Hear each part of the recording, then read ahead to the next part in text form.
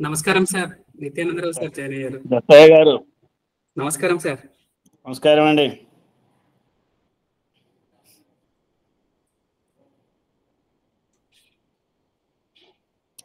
రఘు గారు ఉన్నారు కదా. నమస్కారం. రఘు గారు అనంతలక్ష్మి మేడం గారు పలకరిస్తున్నారు. మేడం నమస్తే. మేడం సార్ నమస్కారం. మేడం సార్ నమస్తే. సార్ నమస్తే. ఇంట్లో ఉన్నారుగా? ఇంట్లోనే ఉన్నాను. అబ్బా ఓకే. హరినందన్ ఉన్నట్టున్నాడు కదా. హరినందన్ అదే చూస్తున్నాను. అంటే ఇది ప్రయాణ సమయం, ఆఫీస్ నుంచి ఇంటికి వస్తుందా, టైం దొరికింది, అందుకని జాయిన్ అయినా. మృణాళిని గారు కంగ్రాట్స్ తల్లి. సార్ నమస్కారం సార్. ఏం టెన్షన్ పడకు, హాయిగా మాట్లాడు. అనంతలక్ష్మి మేడం నమస్తే. నమస్తే. నమస్తే హరినందన్ గారు నమస్కారం. బాగున్నారా? బాగున్నా, మీరు ఎలా ఉన్నారు? బాగున్నా మేడం. దత్తు సార్ నమస్కారం. నమస్తే దత్తు. మనోహరి కూడా ఉన్నట్టుంది. ఇంకెవరెవరున్నారు? అందరికీ నమస్కారం. రఘు సార్ నిత్యానందరావు గారు నమస్కారం. అమ్మా నమస్తే. అమ్మా నమస్తే. ముందే పెట్టానమ్మా. అదే ఏం చెప్తావు మృణాళిని? పడకు, ముందు మగవాళ్ళని ఉతికి ఆరిసే స్త్రీ పర్వం అని చెప్పు.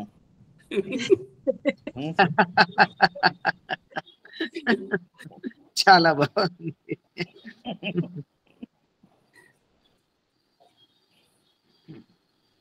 సార్ ప్రారంభించుకుందామా? అందరికీ నమస్కారం, శుభ సాయంత్రం.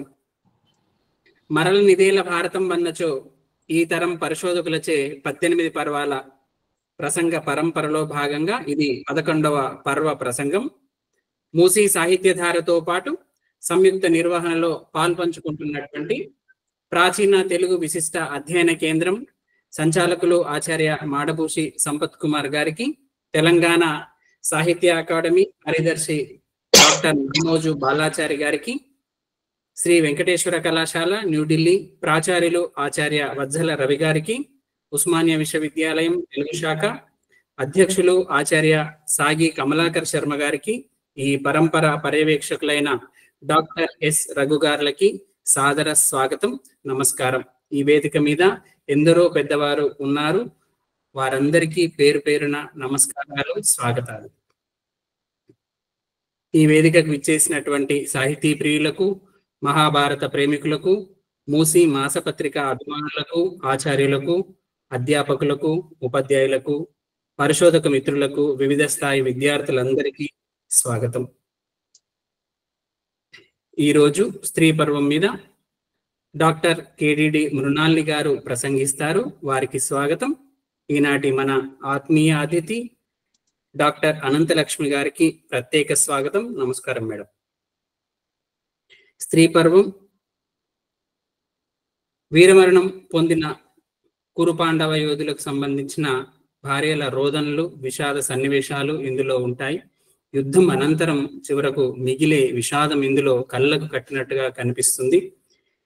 యుద్ధ పర్యవసానం, పుత్రుల దుర్మరణం గురించి తెలుసుకున్నటువంటి ధృతరాష్ట్రుని ప్రవర్తన, రాత్రి యుద్ధాన్ని గురించి దుర్యోధనునికి తెలిపిన పిమ్మట అశ్వత్థామ వ్యాసాశ్రమం చేరగా మిగిలిన కృతపర్వ కృపాచార్యులు ఎటు వెళ్ళారు, విజయుడైనటువంటి ధర్మరాజు తదుపరి ఏ విధంగా ప్రవర్తించాడు అని జనమేజయుడు వైశంపాయన్ని ప్రశ్నించడంతో ఈ పర్వ కథ ప్రారంభమవుతుంది.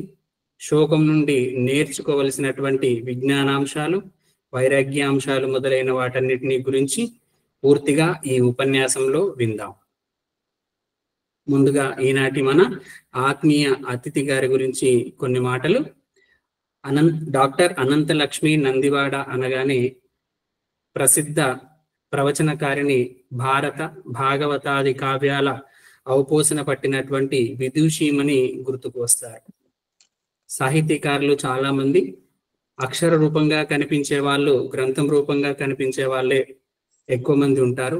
కొద్ది మంది మాత్రమే అక్షరంతో పాటు వివిధ ఛానళ్ళ మాధ్యమాల ఆధారంగా వారి వాయిస్ని కూడా వినిపిస్తూ ఉంటారు. అట్లాంటి అరుదైన వ్యక్తులలో అనంతలక్ష్మి మేడం గారు ఒకరు. వీరు శ్రీ ఎన్విఎస్ రామారావు శ్రీమతి గాయత్రి దంపతులకు 23/7/1950లో హైదరాబాద్ రామ్నగర్లో జన్మించారు. వీరు శ్రీ ఉదయ్ కుమార్ పెద్దాడ గారి శ్రీమతి. వీరు బిఎస్సి, ఎంఏ, ఎంఫిల్, పిహెచ్డి పూర్తి చేసుకుని రైల్వే డిగ్రీ కళాశాలలో 45 సంవత్సరాల సుదీర్ఘ కాలం పాటు విద్యాబోధన చేశారు. వివిధ అనేక ప్రసిద్ధ జాతీయ, అంతర్జాతీయ సదస్సులలో పాల్గొని తెలుగు సంస్కృతి సంప్రదాయాల గురించి ఉపన్యాసాలు చేసినటువంటి వారు. వీరిని ధార్మిక ప్రచార శిరోమణి, ప్రవచన కోకిల, భారతీయ ప్రజ్ఞా నారీమణి, ఆర్షధర్మ విదుషీమణి, రామామృత వర్షిణి మొదలైన పురస్కారాలను అందుకున్నారు, బిరుదులను పొందారు. ప్రముఖులు, ముఖ్యమంత్రుల చేతుల మీదుగా ఎన్నో సన్మానాలు అందుకున్నారు. అందులో డాక్టర్ వైఎస్ రాజశేఖర రెడ్డి గారు, నారా చంద్రబాబు నాయుడు మొదలైనటువంటి వాళ్ళ చేతుల మీదుగా వీరి సన్మానాలు పొందినవారు. పొట్టి శ్రీరాములు తెలుగు విశ్వవిద్యాలయం వారి కీర్తి పురస్కారం, శ్రీశక్తి పీఠం వారి కీర్తి పురస్కారం లాంటి పురస్కారాలు కూడా వీరు అందుకున్నారు, వీరిని వరించాయి. వీరి రచనల్లో ముఖ్యంగా వైదిక ధర్మాలు, పురాణ విలువలు అధికంగా దర్శనమిస్తాయి. ఇందులో తెలుగు సాహిత్యంలో రాధాతత్వం అనేటటువంటి వీరి సిద్ధాంత గ్రంథం తెలువని తెలుగు పరిశోధకులు ఉండరు. స్వర్ణ భారతి కవిత్వం, విష్ణు విలాసిని అనేటటువంటి చారిత్రక నవ, శ్రీనాథుని కావ్యాల్లో భోజన వర్ణన, తెలుగువారి వ్రతాలు, నోములు, బండారా చమాంబ, మోనోగ్రాఫ్ వంటి విలువైన పుస్తకాలని ముద్రించారు. వీరు Tirumala Tirupati Devasthanam, All India Radio, Doordarshan, SV Bhakti, SN TV, ETV, NTV మొదలైనటువంటి అనేక ఛానళ్లలో మనకు నిత్యం కనిపిస్తారు. ప్రత్యేకించి స్త్రీలకు సంబంధించినటువంటి మూఢనమ్మకాల మీద, ధార్మిక సంబంధమైనటువంటి మూఢనమ్మకాల మీద కొత్త కోణంలో సైన్స్ను జోడిస్తూ ఎందరికో ఆచరించాల్సినటువంటి మంచి మాటల్ని వినిపిస్తూ ఒక తరాన్ని మార్గదర్శనం చేస్తూ నడిపిస్తున్నటువంటి అనంతలక్ష్మి మేడం గారు ఈరోజు మన వేదికకి రావడం ఆనందదాయకం. వారికి ప్రత్యేక నమస్కారాలు, స్వాగతం. ఇప్పుడు ఈనాటి వక్త గురించి 2 మాటలు. డాక్టర్ కేడిడి మృణాలిని 27/6/1989 బాలనగర్, మేడ్చల్, మల్కాజ్గిరి జిల్లాలో జన్మించారు. ఆచార్య కండవల్లి లక్ష్మీరంజనం ప్రభుత్వ ప్రాచ్య కళాశాలలో పీడీసీ, బిఏ చదివారు. పీడీసీ టాపర్గా గోల్డ్ మెడల్ కూడా పొందారు. 2010-12లో ఉస్మానియా విశ్వవిద్యాలయంలో ఎంఏ పూర్తి చేసుకొని ఆ సంవత్సరం అక్కడ కూడా గోల్డ్ మెడల్ పొందినటువంటి వారు. అనంతరం జేఆర్ఎఫ్తో అదే విశ్వవిద్యాలయంలో పిహెచ్డి ప్రవేశం పొంది అందులో పంచమహాకావ్యాల్లో స్త్రీ పాత్ర చిత్రణ అనే అంశంపై మనస్తత్వ శాస్త్ర దృక్కోణంలో పరిశోధన చేశారు. వారి సూపర్వైజర్ గారు ఆచార్య సూర్య ధనంజయ మేడం గారు. వీరి సాధికారికమైనటువంటి పరిశోధన 5 సంవత్సరాల ఫెలోషిప్ ఉన్నప్పటికీ 4 సంవత్సరాలని పూర్తి చేసి సమర్పించినటువంటి వారు. వీరు బేగంపేట మహిళా కళాశాల, కస్తూర్బా మహిళా డిగ్రీ కళాశాల హైదరాబాద్, కేంద్రీయ విశ్వవిద్యాలయం, కోటి మహిళా విశ్వవిద్యాలయంలో అతిథి అధ్యాపకురాలుగా పనిచేశారు. తెలంగాణ సాంఘిక సంక్షేమ గురుకుల పాఠశాలలో డిగ్రీ కళాశాలలో వీరు పర్మనెంట్ ఉద్యోగిగా కూడా కొంతకాలం పనిచేసి ప్రస్తుతం తెలుగు ఉపాధ్యాయురాలుగా పనిచేస్తున్నారు. వీరు స్ఫూర్తి అనేటటువంటి సేవా సంస్థ నెలకొల్పి పాఠశాల, కళాశాల స్థాయి విద్యార్థులకు వ్యక్తిత్వ వికాసానికి సంబంధించిన పలు కార్యక్రమాలు నిర్వహిస్తూ ఉంటారు. వీరు ముద్రించినటువంటి పుస్తకాలు పంచమహాకావ్యాలలో స్త్రీ పాత్ర చిత్రణ, ఇది సిద్ధాంత వ్యాసం, అక్షర దీప్తి అనేటటువంటి సాహితీ వ్యాసాల పుస్తకం, అమ్మలి అనేటటువంటి నానీల పుస్తకం, ఒక చేప కళ అనేటటువంటి అనువాద పుస్తకం, వీరి రచనలు. వీరు లయన్స్ క్లబ్ వారి నుంచి బెస్ట్ టీచర్ అవార్డును పొందారు. ఇండియన్ రెడ్ క్రాస్ సొసైటీ నుంచి బెస్ట్ టీచర్ అవార్డును పొందారు. వీరు మంచి వక్త. మా తరం వాళ్ళల్లో గొప్పగా చదువుకుంటూ సాహిత్య కృషి చేస్తున్నటువంటి మృణాలిని గారిని ఈరోజు స్త్రీ పర్వం మీద ప్రసంగించాల్సిందిగా కోరుతున్నాం. థ్యాంక్ యూ అన్నయ్య. శుక్లాంబరధరం విష్ణుం శశివర్ణం చతుర్భుజం ప్రసన్నవదనం ధ్యాయేత్ సర్వ విఘ్నోపశాంతయే.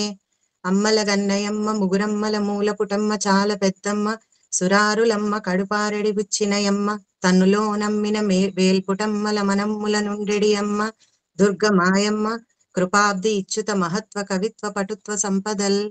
అచతుర్వదనో బ్రహ్మా ద్విబాహురపరో హరిః అపాలలోచనం శంభుః భగవాన్ బాదరాయణః. నారాయణం నమస్కృత్య నరం చైవ నరోత్తమం దేవీం సరస్వతీ వ్యాసం తతో జయముదీరయేత్. భారతం శృణుయాన్ నిత్యం భారతం పరికీర్తయేత్. భారతం భవనే యస్య తస్య హస్తగతో జయః. అంతర్జాల వేదికను అలంకరించిన పెద్దలకు, వీక్షకులకు, శ్రోతలందరికీ నమస్కారం.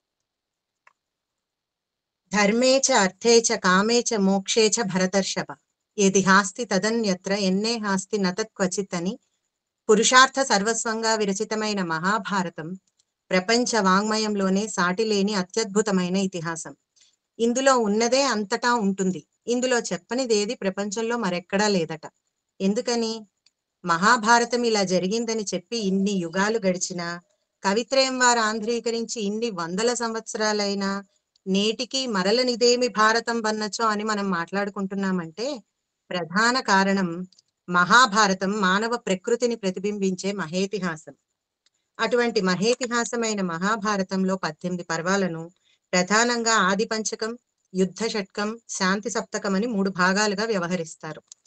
అందులో యుద్ధ షట్కాన్ని తిరిగి 2 భాగాలుగా విభజించటం సాహిత్య సాంప్రదాయం. మొదటి భాగం భీష్మ, ద్రోణ, కర్ణ పర్వాలైతే రెండవ భాగం శల్య, సౌప్తిక, స్త్రీ పర్వాలు. నన్నయ్య గారు భావించినట్లు మహాభారతం ఒక దివ్య వృక్షం అయితే ఆ వృక్షానికి మూలం ఆది పంచకం, స్కంధం యుద్ధ షట్కం, శాఖోపశాఖలు శాంతి సప్తకం. మహాభారతానికి ఆయువు పట్టు లాంటి యుద్ధ షట్కంలో స్త్రీ పర్వం చివరిది. అయినప్పటికీ యుద్ధ పంచకానికే కాదు, అప్పటి వరకు జరిగిన భారత కథకంతటికీ కూడా స్త్రీ పర్వం సింహావలోకనం. స్త్రీ పర్వంలో 2 ఆశ్వాసాలు ఉన్నాయి. ప్రథమాశ్వాసంలో 189, ద్వితీయాశ్వాసంలో 187, మొత్తంగా దాదాపు 376 గద్య పద్యాలు ఉన్నాయి. ఈ పర్వంలో యుద్ధ పరిణామ ఫలమైన శోకం మూర్తీభవించింది. విజేతలుగా చెప్పబడిన వారి హృదయాలు కూడా అంతకు మించిన నిర్వేదానికి, పశ్చాత్తాపానికి పాల్పడ్డాయి. దీనివలన బాహ్యంగా మనకి స్త్రీ పర్వం అనంగానే శోకం, కరుణ రసాలే కనిపిస్తాయి. అంతరాంతరాళల్లో పరికించి చూస్తే విధి ప్రేరితమైన మహోపద్రవం ముగిసిన తర్వాత శేషజీవుల మనస్సుల మానసిక సందిగ్ధావస్థలు ఎలా ఉన్నాయో తెలియచెప్తూ తిరిగి మనిషి యథార్థమైన శాంతచిత్తుడు అవటానికి మధ్య వారధి స్త్రీ పర్వం అని ప్రస్ఫుటమవుతుంది. అందువల్ల ఇందులో మనస్తత్వ చిత్రణకు, వ్యక్తిత్వ వికాసానికి సంబంధించిన అంశాలు ఎక్కువగా కనిపిస్తున్నాయి. కథాగమనంలో మనం వాటిని విపులంగా వివరించుకుందాం. ఇప్పుడు స్త్రీ పర్వ కథా సారాంశంలో ప్రధాన ఘట్టాలను సంక్షిప్తంగా పరిచయం చేసుకుందాం.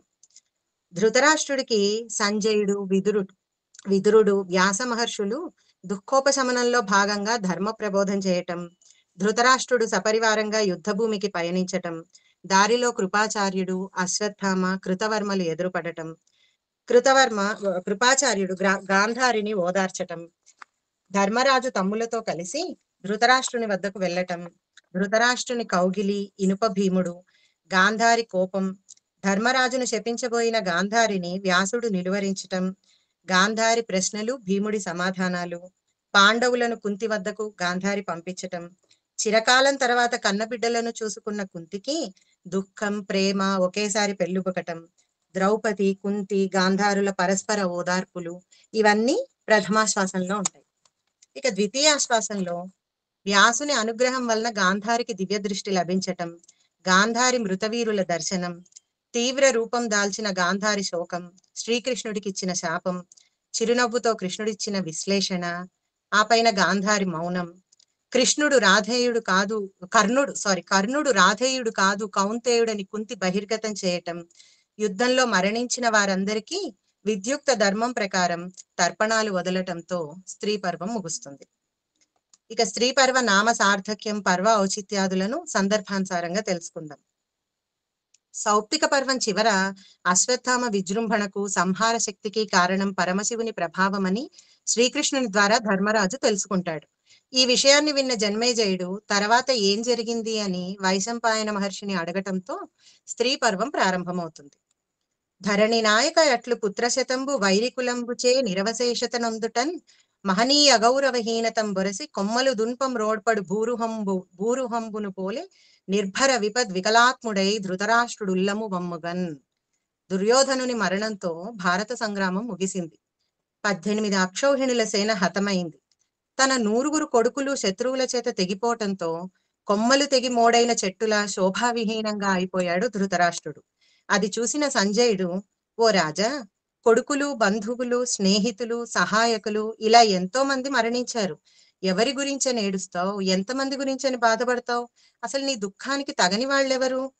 ఇక జరగాల్సిన అంత్యక్రియల సంగతి చూడమని చెప్తాడు. అది విన్న ధృతరాష్ట్రుడు, అయ్యో, కొడుకులు, బంధువులు అందరూ పోయారే, నా వైభవం అంతా పోయింది, ఇంకొకరి దయను ఆశ్రయించి బతకలేను, రెక్కలు తెగిన పక్షినైపోయాను, ఇతరులు నన్ను దయతో కనికరం చూపి పలకరించటం నాకు ఇంకా బాధ కలిగిస్తుంది, అదస్సలు సహించలేను. సంధి కోసం వచ్చిన కృష్ణుడు ఎన్నో విధాల యుద్ధం నాశకరమని చెప్పాడు. భీష్మద్రోణులు, పరశురామాది మునులు అనేక హితోక్తులు చెప్పారు.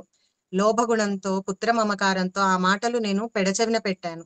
పాండుకుమారుల రాజ్యభాగం ఇవ్వలేదు. నా కతంబున బులసి నందనులను, చెలులు, చుట్టంబులు, సహాయులను అందరూ చనిపోయారు. రాబోయే దుర్గతి గురించి ఆలోచించకుండా పాండవులను సంపదకు దూరం చేశాను. రవ్వంత కూడా న్యాయం చేయలేదు. అందుకే నా ఈ స్థితికి కారణమయ్యాను. నా పుత్రాదులను పొట్టన పెట్టుకున్నాను. బ్రతుకుటింక పొసగునే చెప్పుమా, నేను బ్రతకడం ఇక సమంజసం కాదు అని అంటాడు. పూర్వ జన్మ ఆచరితంబైన సుకృతంబులేమి కాననయ్యాడు. పూర్వజన్మలో నేనేమి పుణ్యం చేయలేదేమో. సమయ ప్రాప్తంబులయ్యనింకా కాల పరిణామం ఎవరికి తప్పించటానికి వీలు లేదు. సంసిత వ్రతపరాయణులైన పాండుసుతులు అంటాడు. అంటే పట్టిన ప్రతిజ్ఞ నెరవేర్చటంలో నిష్ణాతులట పాండవులు. కాబట్టి వాళ్ళు చేయలేనిది ఏముంటుంది అని వాపోతాడు. ఇక్కడ ధృతరాష్ట్రుడి మనస్తత్వాన్ని మనం జాగ్రత్తగా గమనించాలి.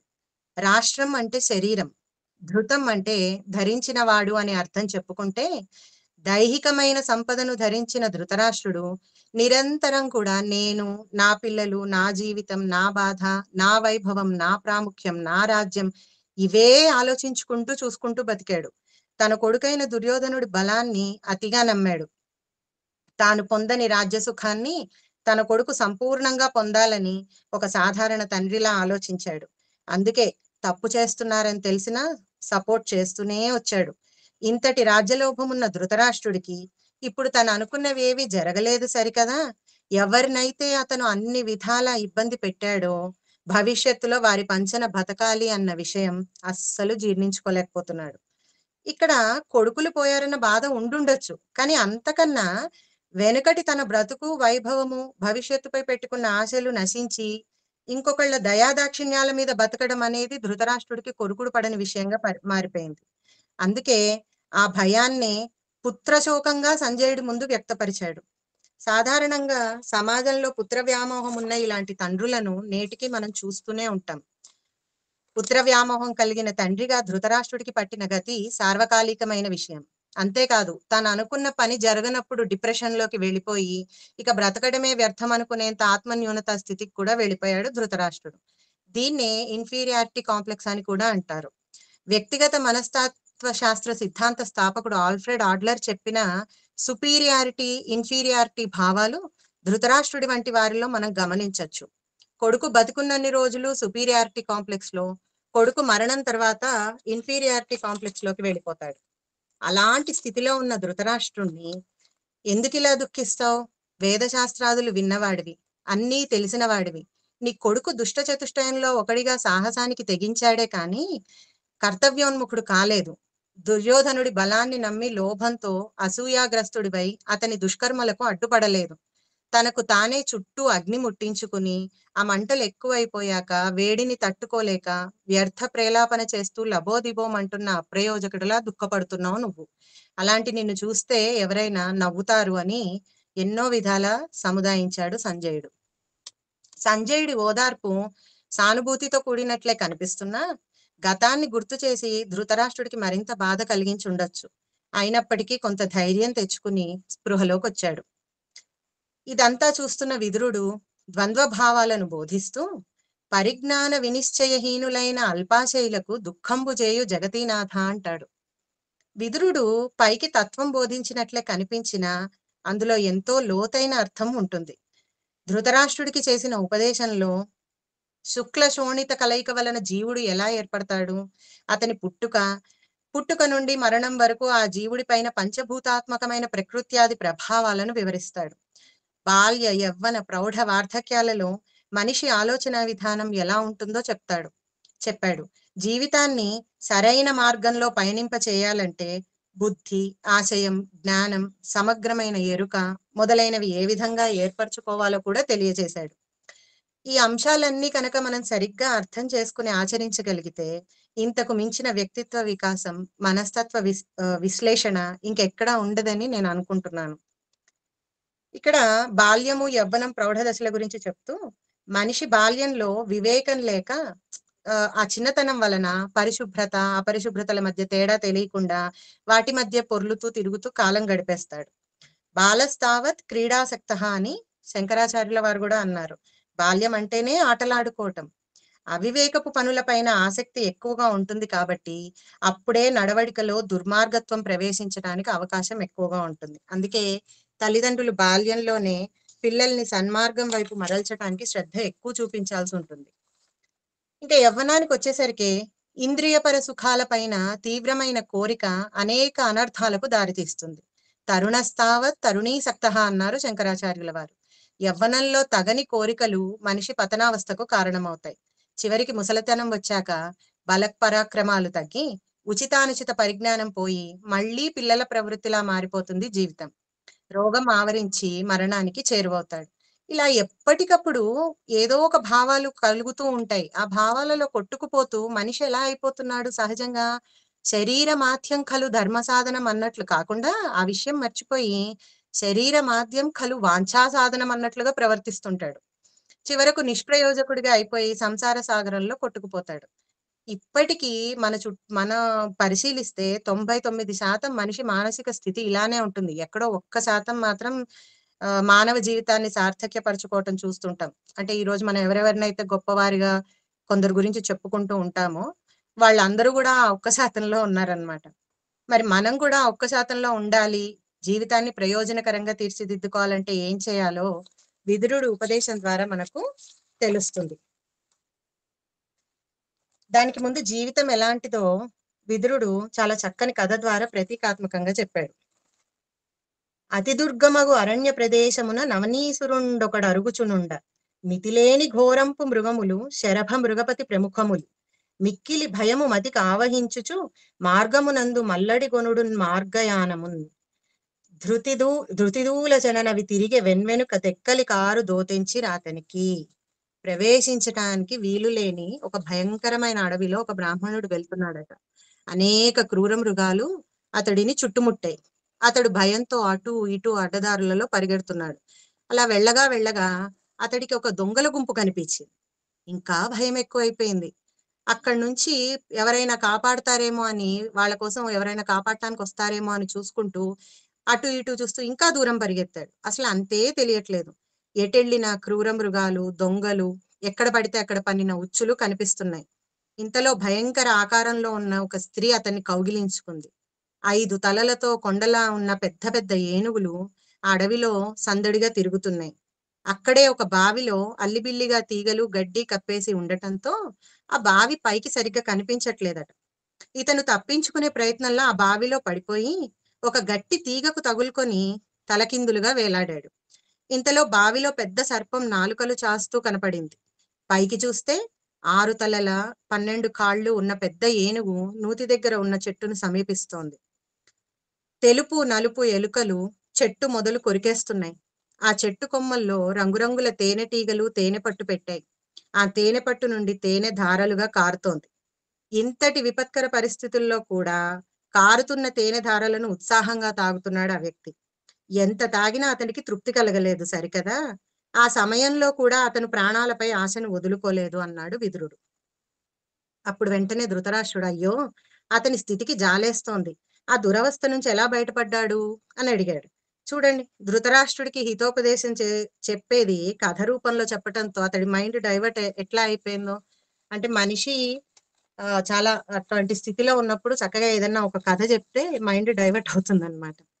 ఇక విదురుడు ప్రతీకాత్మకంగా చెప్పిన కథలో అడవి సంసారం, క్రూర మృగాలు దొంగలు, ఉచ్చులు రోగాలు, స్త్రీ ముసలితనం, 5 తలలున్న ఏనుగులు, 5 ఇంద్రియాలు, బావిలో పాము యమధర్మరాజు అంటే మరణం, వ్యక్తి చిక్కుకున్న తీగ జీవితాశ, బావి వద్ద ఉన్న చెట్టుకున్న తేనె పట్టు ఆయుష్, దాని వైపు నడిచి వచ్చే ఏనుగు సంవత్సరం, ఏనుగుకున్న 6 తలలు 12 కాళ్ళు, 6 ఋతువులు మరియు 12 నెలలు, ఆ చెట్టు మొదలు కొరికేస్తున్న నలుపు తెలుపు ఎలుకలు రేయింపవళ్ళు, తుమ్మెదలు ఎడతెగని కోరికలు, కారుతున్న తేనె ప్రవాహాలు కోరికల వల్ల కలిగే సుఖ సంతోషాది భావాలు. మొత్తంగా ఆ తీగ పైన తలకిందులుగా వేలాడుతున్న మనిషి చుట్టూ ఉన్న పరిస్థితులు, అతడి ఆలోచనలే మానవ జీవితం. ఇది బాహ్యంగా కనిపిస్తున్న బ్రతుకు చిత్రం. వివేకవంతులు ఈ సంసార చక్రం అనే ఉచ్చులో పడరు అని అంటాడు. ఇక్కడ సంసారం అనే ఉచ్చులో పడకపోవటం అంటే ఏంటి? వివాహం చేసుకోకపోవడమా?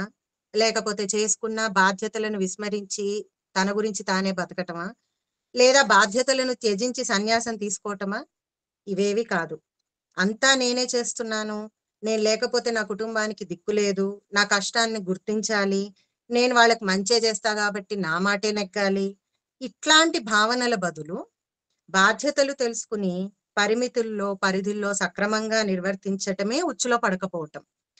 దీన్ని వింటే చాలా కాంప్లికేటెడ్ గా అనిపించింది కానీ నాకు చాలా సింపుల్ గా అర్థం చేసుకోవాలి అన్నప్పుడు ఇది చదువుతుంటే నాకు ఒక సినిమా కూడా గుర్తొచ్చింది. ఆ మధ్య 2023లో అనుకుంటాను, పవన్ కళ్యాణ్ ది బ్రో అని ఒక సినిమా వచ్చింది.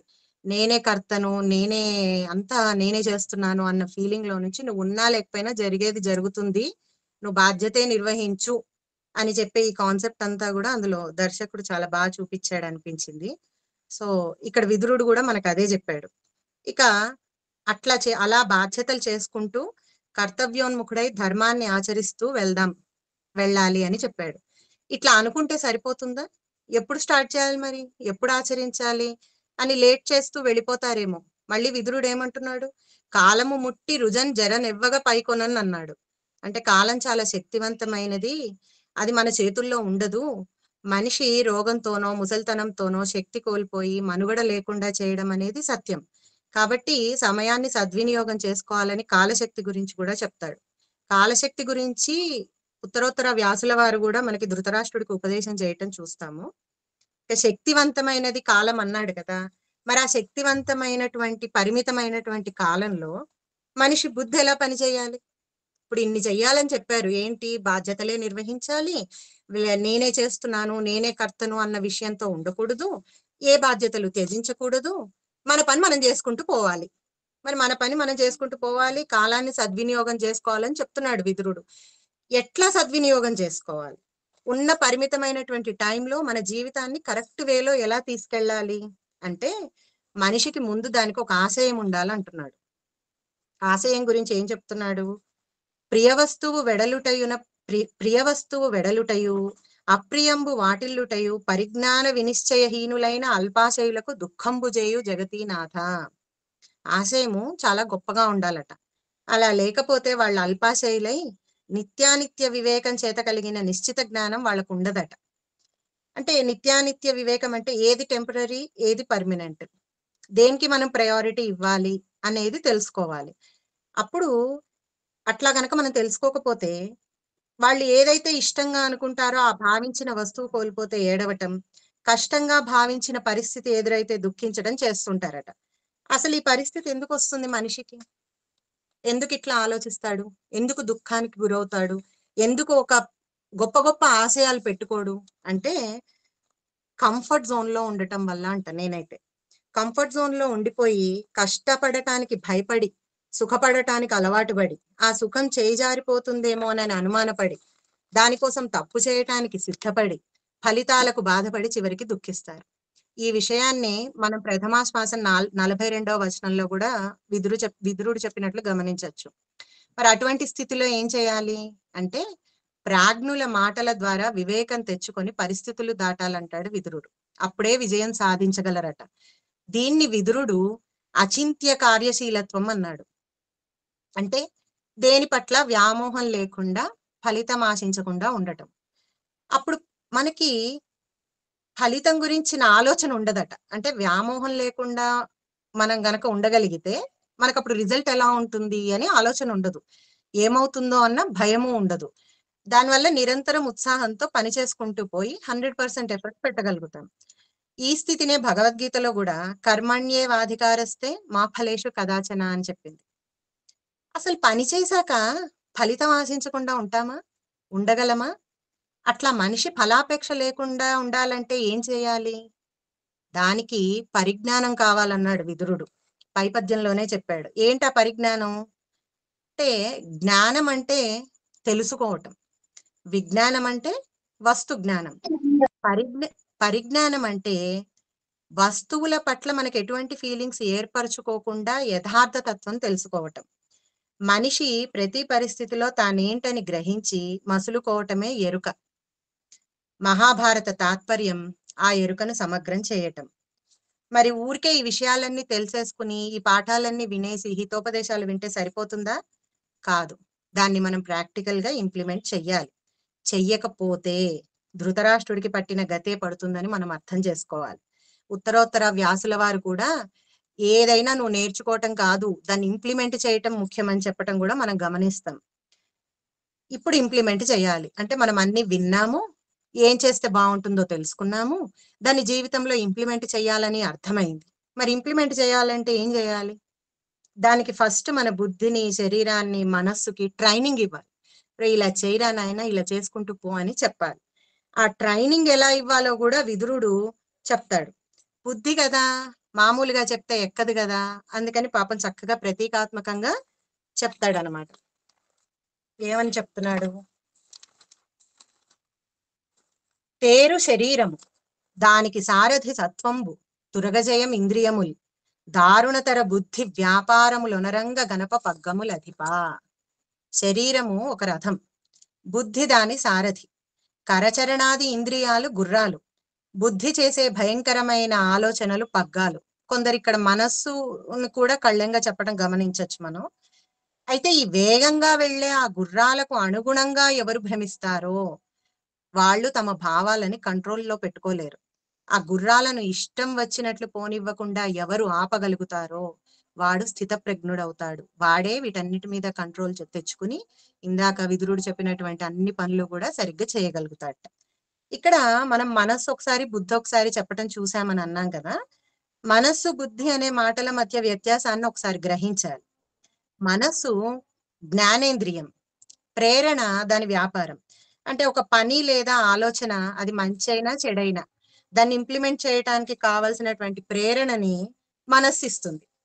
బుద్ధి అంతఃకరణ శక్తి, అంటే ఇది మనస్సు కన్నా కూడా చాలా లోతైనది. విచక్షణ దాని వ్యాపారం. మనస్సు చేసేటువంటి ప్రేరణ ద్వారా వచ్చే ఆలోచనలు సరైందా కాదా, దాన్ని చెయ్యొచ్చా చేయకూడదా అనే విచక్షణ చేయాల్సిన పని బుద్ధిదన్నమాట. ఈ భేదాన్ని ఆధునిక కాలంలో సిగ్మండ్ ఫ్రాయిడ్ అనే శాస్త్రవేత్త ఇడ్, ఈగో, సూపర్ ఈగోలుగా పేర్కొన్నాడు.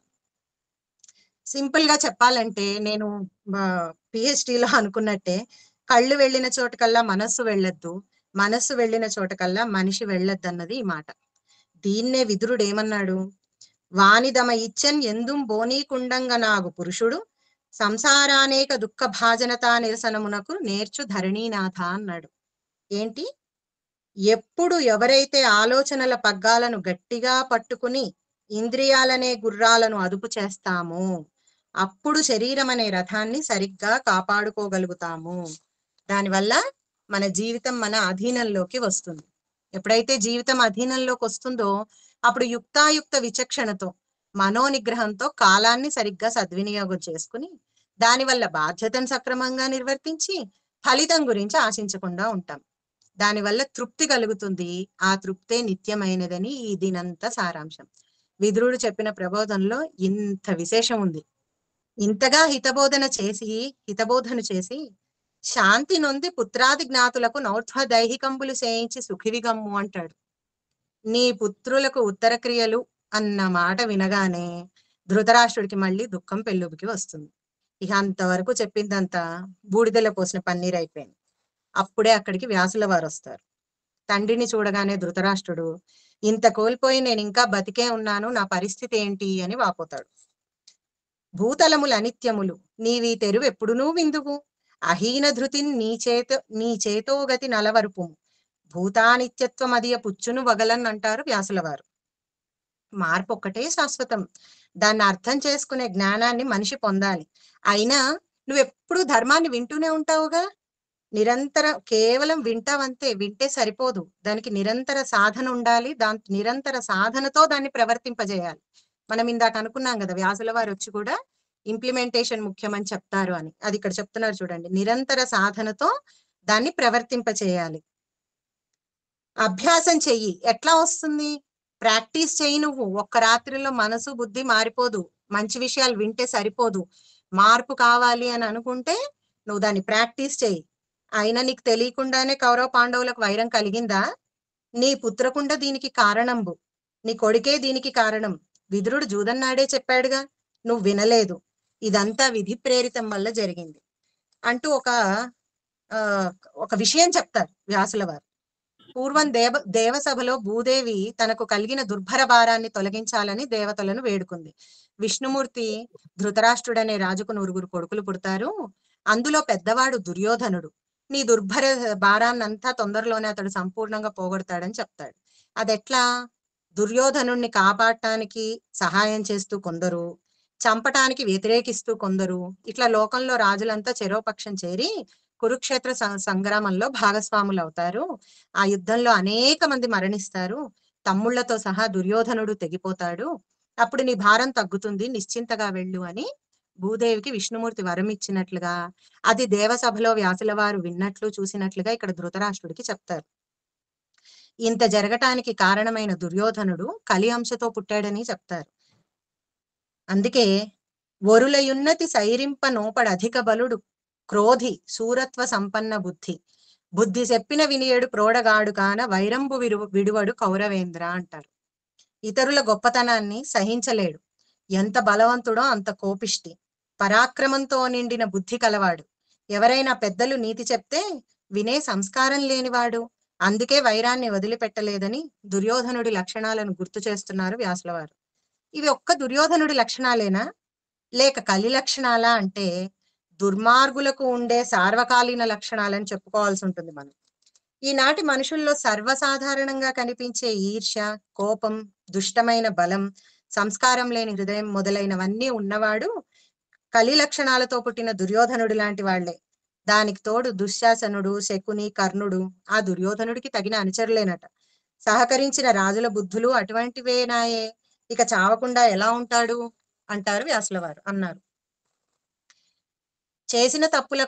ఎవరు చేసిన తప్పులకు వాళ్ళు శిక్షణ అనుభవించారు. అటువంటి వారి కోసం నువ్వు దుఃఖించేది అని అన్నారు. అనగానే ధృతరాష్ట్రుడికి వెంటనే పాండవులు గుర్తొచ్చారు. అమ్మో, అంటే ధృతరాష్ట్రుడికి తెలుసు, ఇందా మనం చెప్పుకున్నట్టు గతంలో అతను ఏం వ్యవస్థ చేశాడు, అవేది కూడా పాండవులు మర్చిపోరని తెలుసు. ఎట్లా నెక్స్ట్ నా పరిస్థితి ఏంటి అన్న బాధ ఎక్కువగా ఉంది ధృతరాష్ట్రుడికి. ఇక్కడ నన్ను తప్పకుండా వాళ్ళు అవమానపరుస్తారేమో అని భయం కూడా ఉంది. ఈ విషయం వ్యాసుల వారు గమనించారు. ఎంతైనా తండ్రి కదా, అందుకని గమనించి నువ్వు అనుమానించాల్సిన అవసరం లేదు, వాళ్ళంతా నీ తమ్ముడు కొడుకులే, నీతో సొంత కొడుకుల్లానే ప్రవర్తిస్తారు, నడుచుకుంటారు, నేను తండ్రిలా చూసుకుంటారు అని చెప్తారు. చెప్పి తర్వాత జరగాల్సిన కార్యక్రమం సంగతి ఏంటో చూడు ఇంక నువ్వు అని వెళ్ళిపోతారు. ఇక్కడ మనం గమనిస్తే ధృతరాష్ట్రుడికి హితవు చెప్పింది 3. అందులో సంజయుడిది లౌకిక నీతివాదం. అంటే దుర్యోధనాదుల దుర్వర్తన, ధృతరాష్ట్రుడి లోభ గుణాలను విమర్శించి స్వయంకృతాపరాధం వలన కలిగిన విపంతుకు దుఃఖించడం గతజల సేతుబంధనం వంటిదిని హాస్యాస్పదమని హెచ్చరించాడు. విదురుడిది ఆత్మవాదం.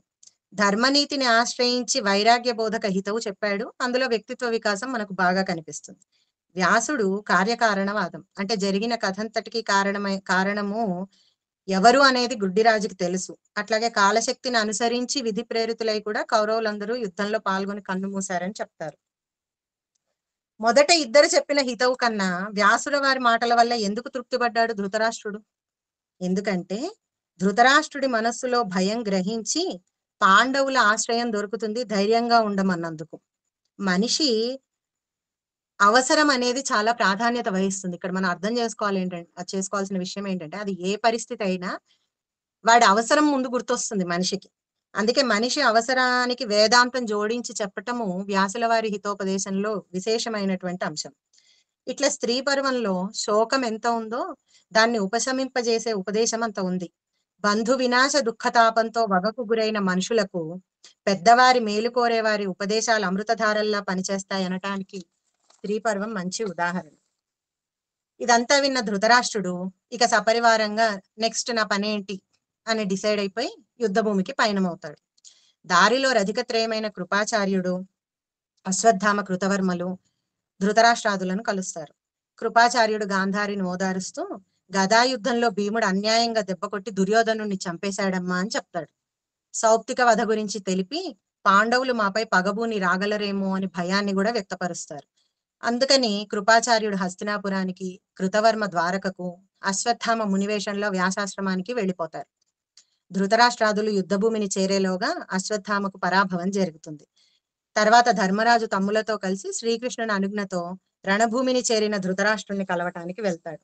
ఇక్కడ చూడండి, అసలు అక్కడ ఉన్నటువంటి కొందరు స్త్రీలు, ఎలాంటి స్త్రీలు, శోకమే ఆకారం దాల్చినట్లున్న స్త్రీలు ఇలా అంటారట: ధర్మవేదిత్వం ఈ ధరణీశ్వరునకు ఎక్కడిదది, కృప ఎందుగలదు తలపన్, తండ్రుల మామల తాతల కొడుకుల తోబుట్టువులను త్రుంచివైచెన్, క్రూరత మెరయంగ గురుజనంబుల కూల్చే, సకుల సంబంధుల జంపె నదయుడని పలుకుదురు, కొందర పార్థుని చేరి గాంగేయుని ద్రోణుని కెడయన్ పొదువ పనుపనెట్లు నేర్చితని పలుకుదురు, కొందరకట సింధురాజు అనుజమగని తునిమి తేటి రాజ్యమని పలుకుదురు, కొందరతడు మోము వాంచి అరుగుచుండ ఇందర జంపితినని యుబ్బందీరద, ద్రుపదనయ పట్టులను అభిమన్యున్ తెగటార్చితి, మరుదులనందరం రింగితి, విభూతి అననీకెద్ది అని ఎవరికి తోచినట్లు వాళ్ళు ధర్మరాజుని ఎన్నో మాటలు అంటారు. అంటే ఇక్కడ మనం ఏం గమనించాలి? మొదట ధర్మరాజు ఈ స్థితి వస్తుందని ముందే ఊహించాడు. యుద్ధం జరగకుండా సంధి కుదర్చడానికి ప్రయత్నించాడు. కానీ దుర్నీతి మాత్రమే తెలిసిన దుర్యోధనుడు అది పెడచెవిన పెట్టాడు. చివరికి ధర్మరాజు ఊహించినట్లే జరిగి అనుకున్నదంతా అనివార్యంగా పరిణమించింది. ఇంకో విషయం ఏంటి, ఇన్ని కష్టాలు పడ్డారు పాండవులు, ఆ రోజు వీళ్ళెవ్వరూ మాట్లాడలేదు. ఇలాంటి పరిస్థితి వస్తుందని ఆపడానికి ఎంతో ప్రయత్నం చేశారు. ఆ రోజు ఎవ్వరూ కూడా వాళ్ళకి సపోర్ట్ చేయలేదు. అంటే ధైర్యంగా, అంటే వెనక చేసి ఉండొచ్చు, ముందుకు వచ్చి చేయలేదు. కానీ వాళ్ళకి ఇబ్బంది కలిగింది అన్న రోజున మాత్రము యుద్ధం వల్ల ఏమేం పరిణామాలు సంభవిస్తాయని ధర్మరాజు చెప్పాడు, ఎన్ని మాటలు పడాల్సి వస్తుందని చెప్పాడు. ఆ మాటలన్నీ ఇప్పుడు అనటం మొదలెడుతున్నారు. మనిషి ఆలోచన ఎలా ఉంటుంది చూడండి. తనకు కష్టం వస్తే ఎదుటివాడిని నిందిస్తారు, అదే ఎదుటివాడికి కష్టం వచ్చినప్పుడు అంత ధైర్యం చేసి ముందుకు రారు. సరే, ఈ మాటలు వింటూనే ధర్మరాజు ధృతరాష్ట్రుణ్ణి సమీపించి నమస్కరించాడు. అందరినీ సాంత్వనగా కౌగిలించుకున్న ధృతరాష్ట్రుడికి భీముడి పేరు వినంగానే వివేకం నశించింది. అతి భయంకరమైన కోపాగ్ని ధృతరాష్ట్రుణ్ణి దహించటం మొదలుపెట్టింది. 10,000 ఏనుగుల బలం కలిగిన ధృతరాష్ట్రుడు భీముడికి హాని తలపెడతాడని ముందే గ్రహించిన కృష్ణుడు ఉపాయంతో లోహపు విగ్రహాన్ని ధృతరాష్ట్రుడి ముందు నిలిపి భీముని తప్పించాడు. విగ్రహమే భీముడన్న భ్రాంతితో చంపటానికి కౌగిలించుకోగానే ఆ విగ్రహం అతి భయంకరంగా పిండి పిండి అయిపోయింది. ధృతరాష్ట్రుడు భీముడు మరణించాడనుకుని అతిశయించిన ఆనందంతో, ఈనాటికి భీముడిని చంపగలిగాను, వరసుతునకిప్పుడును పరమ పదవిన్ మగుడన్, నా ముద్దుల కొడుకు సుయోధనుడికి ఈనాడే మోక్షం ప్రాప్తిస్తుంది అనుకుంటాడు. మళ్ళీ చూస్తున్న జనాలు ఏమనుకుంటారో అని అదొక బాధ. అందుకని వాళ్ళు చూస్తున్న వాళ్ళు ఏమనుకుంటారో అని అయ్యో భీమా అంటూ లబోదిబోం అంటాడు. ధృతరాష్ట్రుడివి మొసలి కన్నీళ్లు అనే నానుడి ఈ సందర్భంలోంచే వచ్చింది అనుకుంటా నేను. ఇదంతా చూసిన కృష్ణుడు చిరునవ్వుతో తాను భీముణ్ణి రక్షించిన విధం చెప్తూ, భీముణ్ణి చంపినంత మాత్రాన నీ పిల్లలు తిరిగొస్తారా? నీ పిల్లలు చేసిన అన్ని దుష్కర్మలు నీ సమక్షంలో జరిగినవేగా. నీ ఉల్లంబొక నియతిం కార్యం బాయత్తంబుగా అనుసంధింపజేయం జాలవు, చెడు తెరువుం పోన్ పాయంద్రోవవు బలిమిం పుత్రున్ అంటాడు. అంటే దుర్యోధనుడు ధృతరాష్ట్రుల బుద్ధి ఎలా ఉందిట? ఎప్పుడూ సొంతంగా ఒక నియమానికి లోబడి పని చేయలేదు. పక్క వాళ్ళ చెప్పుడు మాటలే విన్నారు. అదే కృష్ణుడు గుర్తు చేస్తున్నాడు ఇక్కడ. ఇక్కడ మనం ఏమర్థం చేసుకోవాలి? ఆత్మబుద్ధిన్ సుఖంచైవ పరబుద్ధిర్ వినాశక అన్న మాట దృష్టిలో పెట్టుకోవాలి. చెప్పుడు మాటలు వినద్దు, వింటే ఇలాంటి పరిస్థితే వస్తుంది అని మనకి మళ్ళీ శ్రీకృష్ణుడు కూడా గుర్తు చేసినట్లయింది. కృష్ణుడి మాటలు విన్న ధృతరాష్ట్రుడు కొడుకులు పోయిన బాధలో ఓర్పు లేక మహాకోపంతో ఇలా ధర్మహాని చేశాను, నేను చేసింది తప్పే, నీ మాటల వలన తెలివచ్చింది, ఇక కర్తవ్యం ఆలోచిస్తానంటాడు. ఈ సంఘటనలన్నీ పరిశీలిస్తే ధృతరాష్ట్రుడి బుద్ధి మనస్సు ఎంత అస్థిమితమైనవో మనకు బాగా అర్థమవుతుంది. సంజయుడు కుండబద్దలు కొట్టినట్టు మాట్లాడాడు. అతని మాటలు ఎత్తి పొడిచినట్లు అనిపించినట్లుంది, అవి బుర్రకెక్కలేదు. విదురుడు ధర్మోపదేశం వ్యక్తిత్వ వికాసంతో కూడుకొని ప్రతీకాత్మకంగా సాగింది. కానీ ఇంద్రియ నిగ్రహం లేని అవివేకిలాగా వ్యక్తిత్వపు విలువలు రుచించలేదు ధృతరాష్ట్రుడికి. ఇక తండ్రి స్థానంలో వ్యాసుని ఉక్తులు కూడా పూర్వకథ వివరించి దుష్ట చతుష్ట ఆగడాలకు అడ్డుపడని ధృతరాష్ట్రుడి బుద్ధిని మందలించి కర్తవ్యోపదేశం చేస్తే ఆ క్షణానికి అది కొంతవరకు పనిచేసింది. అయినా భీముడి విషయంలో బుద్ధి బహిర్గతమైంది. మళ్ళీ కృష్ణుడి చేత ఆ స్థితికి గల కార్యకారణ సంబంధం పునర్బోధించబడింది. ఇంతమంది ఇన్ని మాటలు చెప్పారు, ఇన్ని ధర్మోపదేశాలు చేశారు, ఇదేంటయ్యా ఈ పరిస్థితి ఏంటి, జీవితం ఏంటి అంటే, నిన్న నువ్వు ఏదైతే చేస్తావో ఆ పనులకు ఈ రోజు నువ్వు పొందే ప్రతిఫలమేనని అవగతం అయ్యేలా ఉదాహరణలతో సహా వివరించారు. అన్ని విన్నాడు ధృతరాష్ట్రుడు. నిజానికి కేవలం విన్నాడు అంతే, ఆచరణలో పెట్టలేదు. అందితే జుట్టు, అందకపోతే కాళ్ళు పట్టుకున్నాడు. ఆ బోధలన్నీ కూడా బూడిదలో పోసిన పన్నీరు అయ్యాయి. దీన్ని బట్టి మనకేమర్థమవుతోంది?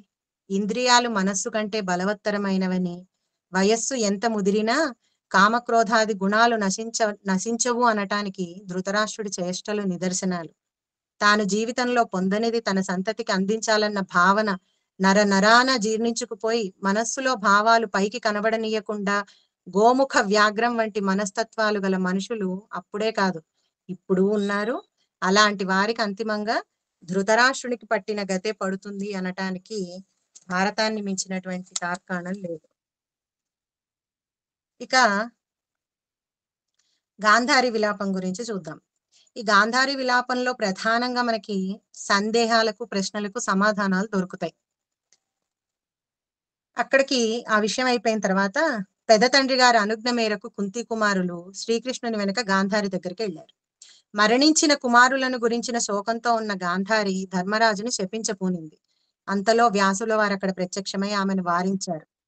పాండవేయాగ్రజుపై అల్కమానము రాజసంబేల, ఈ రాజు ధర్మపరుడు, నీ వించుక పాటించి వినవమ్మ చెప్పెద. కౌరవ శ్రేష్ఠుడానికి జనుచుండి తల్లి దీవెన ఇమ్ము జయముగా నాకునని పలికినన్, ఆ కుమారుతోడ నీ పేర్మికి నీడుగా కొడుక, ఎక్కడ నుండు ధర్మం అక్కడకు జయము సేరుననవే, ఎక్కడ నుండు ధర్మం అక్కడకు జయము సేరుననవే, భూరి ఘోర యుద్ధంబున గెలుపుకొనిరిగాన తలప ధర్మపరుల కాగవలయు పాండు తనూజులు, అసూయ లేని బుద్ధి చూడమెట్లు అన్నారు. ధర్మరాజుపై కోపం వదిలిపెట్టు, నువ్వు నీ కొడుకుపై యుద్ధానికి వెళ్తూ అమ్మా నాకు విజయం కలిగేటట్లు ఆశీర్వదించమంటే పుత్రాభిమానాన్ని పక్కకు పెట్టి నువ్వేమన్నావు? ధర్మం ఎక్కడో జయం అక్కడే చేరుతుందని చెప్పావు. మరి పాండవులు గెలిచారంటే వారు ధర్మదీక్షతో పోరాడినట్లే కదా అని అంటాడు. విచక్షణతో కూడిన జ్ఞానం, ధైర్యం, ప్రశాంత చిత్తం కలిగిన ఇల్లాలివని లోకం నిన్ను పొగుడుతుందే, అట్లాంటి నీకు అసూయ పుట్టకూడదు అంటాడు. వెంటనే గాంధారి ఏనసూయాగ్రస్తను కాను అంటూ, పాండవులు కుంతికెంతో నాకు అంతే, కడుపుకోత భరించలేక క్షణికమైన కోపానికి లొంగిపోయాను అని అంటుంది. ఆవిడ అలా అన్నప్పటికీ ఆవిడ అసూయతత్వము గర్భవిచ్చిత్తి చేసుకున్నప్పుడే బయటపడిందిగా. ఇంకా ఏమంటుంది? దుర్యోధను తులువతనంబున శకునియు కర్ణ దుశ్శాసనులను దుష్టాత్మలగుటను త్రుంగే, కౌరవ కుల మడరి పాండవులు గయ్యంబు పాడినన్ చంపిరందరి నది మది నొంపజాలదు, అచ్యుతుడు సూడ కురుపతి ననిల సుతుడు తగునే గదపోర నాభికి దిగువ నుంచి చంపనత్తరువ ఉల్లంబు నొంపకున్నే. ఇక్కడ దారిలో వస్తున్నప్పుడు కృపాచార్యుడు గాంధారి మధ్యలో మళ్ళీ గుర్తు చేశారు కదా, ఆవిడకి తెలుసున్నా కూడా ఏమని, అయ్యయ్యో భీముడు నీ కొడుకుని ఇలా చంపేశాడు అని. అది అలా మనస్సులో ఉండిపోయింది ఆవిడికి. అంటే మనిషి దుఃఖంలో ఉన్నప్పుడు ఎవరన్నా కొంచెం ఏదైనా చెప్తే ఎక్కుతుంది కదా, అట్లాగా ఉండిపోయింది కదా. ఆ విషయాన్ని ఇక్కడ ప్రశ్నిస్తోంది ఆవిడ. ఏమని, దుర్యోధనుడి తుంటరితనానికి శకుని, కర్ణుడు, దుశ్శాసనుడు వంటి దుష్టాత్ములు తోడై కౌరవ కులం కడతేరిపోయింది. యుద్ధ ధర్మాన్ని అనుసరించి పాండవులందరినీ చంపారు. అందుకు కాదు నా బాధ.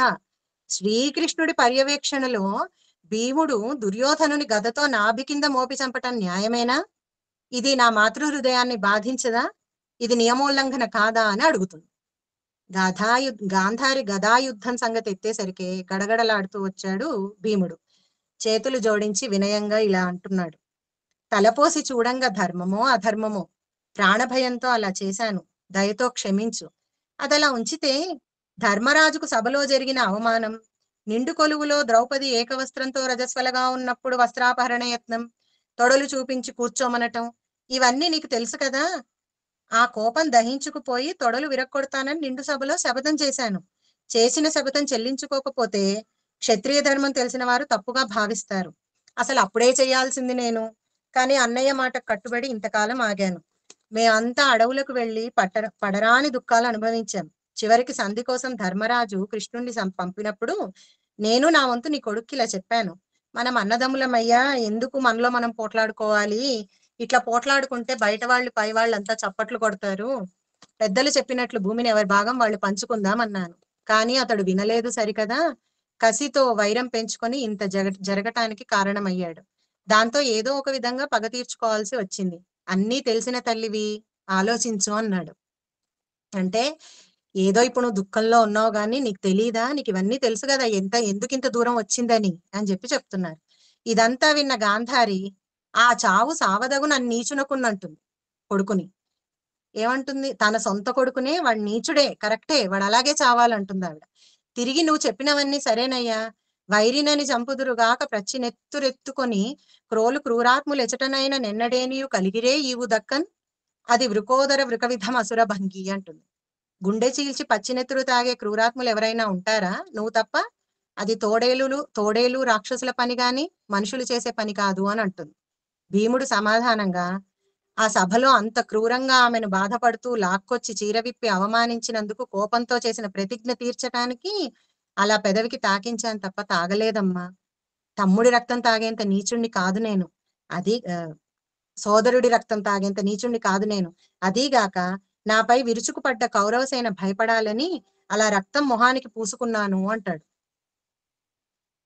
స్త్రీకి అనుకున్నటువంటి స్త్రీకి ఆ రకమైన అవమానం పొందినప్పుడు ఎలాంటి వాడికైనా ఉక్రోషం కలగటం సహజం కదా. ఆ ఉక్రోషంలో అలా చేశానంటున్నాడు భీముడు. గాంధారి మళ్ళీ ఇలా అడుగుతుంది, అందులోకి ఆసరాగా ఒక్కడైనా మిగల్చలేదే, మీకు తక్కువ అపకారం చేసిన వాడు ఒక్కడైనా లేకపోయాడా? ఒక్కడిని వదిలేసినంత మాత్రాన వాడేమన్నా మీ అన్నయ్య రాజ్యం చేయకుండా అడ్డుపడతాడా అని అంటుంది. అన్నయ్య రాజ్యం చేయకుండా అడ్డుపడతాడా అని అంటూ ఉండంగానే ఆమె మదిలో ధర్మరాజు మెదిలాడు. గట్టిగా కోపంగా, ఎక్కడ ఆ మహారాజు అని గట్టిగా అడుగుతుంది. గజగజ వణికిపోయిన మహారాజు వినయంగా చేతులు జోడించి, అమ్మా ఇదిగో ఇక్కడే ఉన్నాను, నీ కొడుకుల్ని చంపిన పాపాత్ముణ్ణి, నిందార్హుణ్ణి, నన్ను దండించు, శపించు, చంపు అని తల వంచుకున్నాడు. తప్పు చేసిన పిల్లలు తల్లి వద్దకు వస్తే ఎలాగా, ముందే వాళ్లే సరెండర్ అయిపోతారు కదా, అట్లా ఆల్రెడీ కొంచెం డిప్రెషన్ లో ఉన్న ధర్మరాజు సరెండర్ అయిపోయాడు గాంధారీదేవికి. అందరినీ సమప్రాధాన్యంతో చూసే మాతృత్వం కలిగిందిగా గాంధారి. అందుకే ఇంకొక మాట మాట్లాడకుండా పెద్ద నిట్టూర్పు విడిచింది. ఈ నిట్టూర్పుల్లో రకాలు కూడా మనకి భారతంలో కనిపిస్తాయి. ఇక్కడ మాత్రం పెద్ద నిట్టూర్పు అంటే బాధ తాలూకా ఆధిక్యాన్ని సూచిస్తున్నట్లు అన్నమాట. అంతలో ఆమె కళ్ళకి కట్టి ఉన్న గుడ్డ అంచు కింద సందులోంచి పతివ్రత అయిన గాంధారి చూపు ధర్మరాజు కాలి గోళ్ల మీద పడింది. కందిపోయాయి ఆ గోళ్లు. వెంటనే మిగిలిన పాండవులు భయపడి కృష్ణుడి వెనుక చేరారు. గాంధార రాజనందన క్రోధంబు దక్కి ధర్మపుత్రాదుల దశన్ మాతృభావంబు అలవడన్. ఇక ఆ నిట్టూర్పు వదిలిన తర్వాత క్రోధం వదిలేసి పాండవుల మీద మాతృభావం కుదుర్చుకుని ఓదార్పు గొంతుతో వాళ్ళని వెళ్ళండి నాయన కుంతి దగ్గరకు అంటుంది. అంటే పాండవులు ముందు కన్న తల్లి దగ్గరికి రాలేదు, వాళ్ళు గాంధారి దగ్గరకే వెళ్ళారు. ఎందుకు? వాళ్ళకు కూడా తెలుసు వాళ్ళు పుత్రుల్ని పోగొట్టుకుని ఎంత బాధలో ఉన్నారు అని. అందుకే ముందు అక్కడికి వెళ్ళి సరెండర్ అయ్యారు వాళ్ళు. ఆ తర్వాత గాంధారి పంపిస్తేనే కుంతి దగ్గరకు వచ్చారు. అందరూ కుంతి దగ్గరికి వచ్చాక చాలా కాలం తర్వాత, కొన్ని సంవత్సరాల తర్వాత పిల్లల్ని చూసుకుంది కదా పాపం ఆవిడ. అందుకని ఒక్కొక్కరిని ఒంటిపై గాయాలను తడిమి తడిమి చూస్తూ వెక్కి వెక్కి ఏడ్చిందట. అక్కడి నుంచి ద్రౌపది, గాంధారి, కుంతి ఒకరినొకరు ఓదార్చుకున్నారు. మళ్ళీ అంటుంది గాంధారి, విదురుడు, పెద్దలు ఎందరు చెప్పినా వినని కొడుకు దుర్మార్గాన్ని నేను ఆపలేకపోయాను, అందుకే ఇంత సంక్షోభం జరిగిందని, కాలధర్మానికి లోబడే ఇదంతా జరిగిపోయింది అనుకుంటూ పరస్పర ఓదార్పులతో ఉపశమనం పొందటంతో ప్రథమాశ్వాసం ముగుస్తుంది. ఇక్కడ గాంధారి పాత్రను మనం కొంచెం పరిశీలిస్తే, ఆంధ్ర మహాభారతంలో ప్రముఖ స్త్రీ పాత్ర అయిన గాంధారి రామాయణంలో మండోదరిలాగా దుష్టపక్షమును స్థాపించబడిన సద్వ్యక్తి. గాంధారి మనస్తత్వాన్ని మనం కొంచెంగా పరిశీలిస్తే, తొలుత ఆమె కించిత్ అసూయతో కుంతికి సంతానం ముందు కలిగిందన్న మత్సరంతో ఉదరతాడనం చేసుకుంటుంది. అది సహజ సిద్ధంగా పెద్ద కోడలిగా తనకు ముందు సంతానం కలగాలన్న ఆలోచన అయి ఉండొచ్చు. అంతేకాని ఆమె ఏనాడు పాండుపుత్రుల మీద ద్వేషం పెంచుకోలేదు. తన శక్తి మేర భర్తకు, పిల్లలకు సందర్భానుసారంగా మంచి చెప్తూనే వచ్చింది. వాళ్ళ దుశ్చర్యలు ఏ రోజు సమర్థించలేదు. కానీ వాళ్ళది వినే బుద్ధి కాదు. సభాపర్వంలో కూడా ద్యూత సమయంలో దుర్యోధనుడిని ఆపమని ధృతరాష్ట్రుడికి చెప్తూనే ఉంది. ఎప్పుడూ ధృతరాష్ట్రుడు తప్పుడు ఆలోచనలు చేస్తున్నా హెచ్చరిస్తూనే వచ్చింది. అయినా వాళ్ళు వినలేదు. ఫలితంగా పుత్రులు మరణించి కడుపు కోత మిగిలింది. ఒక తల్లిగా అంతమంది పిల్లల్లో ఒక్కరూ మిగలకుండా మరణించడం అంటే ఆ తల్లి మనసు ఎంత కలిచివేస్తుంది. అలాంటి స్థితిలో స్త్రీ పర్వంలో ధర్మాధర్మ నిర్ణయ ప్రస్తావన వచ్చినప్పుడు దుర్యోధనాదుల కోసం శోకిస్తూనే, వారలాంటి శిక్షకు తగిన వారని నిశ్చయంగా పలికి ధర్మపక్షపాత అయింది గాంధారి. గాంధారి దుఃఖం కూడా నిష్పాక్షికమే. దుర్యోధనుడి గురించి దుఃఖించినట్లే అభిమన్యాదుల గురించి దుఃఖించింది. అంటే తనా పరా భేదం లేని మాతృమూర్తి ఆమె అని మనకు అర్థమవుతుంది. కొడుకులు ఒక్కరూ మిగలకుండా మరణిస్తే ఆ బాధ ఎటువంటిదో తాను అనుభవిస్తోంది. అందుకే కుంతి కన్నా ద్రౌపదిని ఎక్కువ ఓదారుస్తుంది గాంధారి. బాగైంది ఈమెకు కూడా అని అనుకోలేదు. ఇంకా అన్ని కష్టాల కన్నా కూడా నవమాసాలు మోసి కని పెంచి తన ప్రాణాన్ని అడ్డేసి ఇంకో జీవినిస్తుంది కాబట్టి అటువంటి స్త్రీకి గర్భశోకము అత్యంత కష్టమైనది. అలాంటి పుత్రశోకం గాంధారిలో అలాంటి పుత్రశోకము గాంధారిలో మూర్తిభవించింది. ఒక్క కొడుకు పోతేనే వేదన వర్ణనాతీతం. అట్లాంటిది ఒక్కడూ మిగలకుండా 100 పోతే ఆ దుఃఖాతిశయం చెప్పలేని భారం. దుఃఖం అతిశయించినప్పుడు అది క్రోధంగా మారటం మనం ధృతరాష్ట్రుడు, గాంధారి పాత్రల్లో చూస్తాం. వివేకహీనుడి వలె ప్రాణానికి ప్రాణమే లెక్క అన్నట్లు ధృతరాష్ట్రుడు భీముని చంపచూశాడు. కానీ గాంధారి కృష్ణ శాపంతో సరిపెడుతుంది. అది ఆమె అతిశయించిన మాతృవేదనే తప్ప మరొకటి కాదు. శంకర భగవత్పాదులు శ్రీ రాజరాజేశ్వరిని ప్రశంసిస్తూ కుపుత్రో జాయేత్ క్వచిదపి కుమాతాన్ అభవతి అని అన్నారు. ఈ వాక్యము గాంధారి పట్ల అన్వర్థం. ఇక ద్వితీయాశ్వాసంలో ఇక్కడ నా విన్నపం ఏంటంటే, మృతదేహాల వర్ణన ఎక్కువగా ఉంటుంది. అది నేను చెయ్యట్లేదు. ఎందుకంటే అసలే తిక్కన గారిది నాటకీయత. నాకే ఎంత కాదన్నా నేను కూడా ఒక స్త్రీని కదా, చదువుతుంటే నాకే కడుపులో పేగులు మెలిపెట్టినట్టు అయింది. ఇప్పుడు నేను ఈ అంతర్జాల వేదిక చెప్తే ఏడ్చేస్తానేమో అన్నంత భయం వేసింది. అంత జుగుప్స, ఆ బాధ అది కూడా నేను నిజంగా అధ్యయనం చేస్తున్నంతసేపు పడ్డాను కాబట్టి ఆ వర్ణన మాత్రం నేను చేయను. ప్రధానమైనటువంటి విషయాన్ని మాత్రం నేను ప్రస్తావిస్తాను. ద్వితీయాశ్వాసం ప్రారంభంలో ఏంటంటే, వ్యాసముని అనుగ్రహంతో గాంధారికి దివ్య దృష్టి లభిస్తుంది. వ్రతభంగం కాకుండా కళ్లకు కట్టు విప్పనవసరం లేకుండా యుద్ధభూమి యావత్తు ఆమెకు అద్దంలా కనిపించిందట. నాకు ఇది చదవంగానే వెంటనే ఏం స్ఫురించిందంటే, అరే భారత కాలంలో కూడా ఏ టెక్నాలజీ ఉందా అనిపించింది. ఎందుకంటే 2017లో ఐరిస్ విజన్ ఎలక్ట్రానిక్ గ్లాసెస్ అని వచ్చాయి. 2023లో దానికి కొంచెం నెక్స్ట్ లెవెల్ ఆఫ్ చేంజెస్ తోటి artificial intelligence enabled smart glasses వచ్చాయి, which are called as Envision glasses అన్నమాట. ఈ రెండు ఏంటంటే, ఏమి కనిపించని అందులో కూడా విజువల్ గా తన చుట్టూ ఉన్న ప్రపంచాన్ని అనుభూతి చెందే విధంగా తయారు చేశారు. అంటే అవి పెట్టుకున్నప్పుడు వాళ్ళ కళ్ళు లేవన్నట్టు ఉండదు. ఎదురుకుండా ఏముంది అనేది స్పష్టమైనటువంటి అవగాహన పొందేలా అందులో ఆర్టిఫిషియల్ ఇంటెలిజెన్స్ ని ఎనేబుల్ చేశారని విన్నాను. వ్యాసుడు బహుశా గాంధారికి అనుగ్రహించింది కూడా ఇట్లాంటి అవకాశం అట్లాంటిదేనేమో అని నాకు అనిపించింది. ఇక వ్యాసుడు అనుగ్రహించినటువంటి ఆ దృష్టి పొందిన గాంధారి అక్కడి నుంచి ఆశ్వాసం అంతా కూడా ఆవిడ విలాపమే విస్తరిస్తుంది. శోకం మిన్నంటింది. వరుసగా దుర్యోధన, దుశ్శాసన, వికర్ణ, సూరసేన, వివింశతి, దుష్ప్రభుడు మొదలగు కుమారులను చూసి దుఃఖించింది. తన కొడుకులను గురించి ఎంత దుఃఖించిందో అంతకన్నా అనేక గుణములు అధికంగా అభిమన్యుని గురించి విలపించింది. ఉత్తర ఏడుపు చూసి మరింత బాధపడింది. ఆ తర్వాత విరాట ద్రుపదాదుల దుర్దశకు, కాంబోజుడు ఉత్తరుడు మొదలైన వారి మృతికి విచారించింది. దుర్యోధనుడి గురించి దుఃఖించినంతగా కర్ణుడి గురించి ఏడ్చింది. బాహ్లీకాదులైన పెద్దలను చూసి విలపించింది. అల్లుడైన సైంధవుడి మరణానికి అతనికి హితబోధ చేసినప్పటి కూతురి మాటలు తలచి శోకించింది. భీష్ముడు శరతల్పులవటాన్ని చూసి చింతించి అతడి గుణగణాలను కీర్తించింది. ద్రోణాచార్యుడి దుర్దశకు విలపించింది. బాహ్లీకుని, సోమదత్తుని కుమారుడు భూరిశ్రవుని, తదుపరి శకునిని చూసి ఏడ్చింది.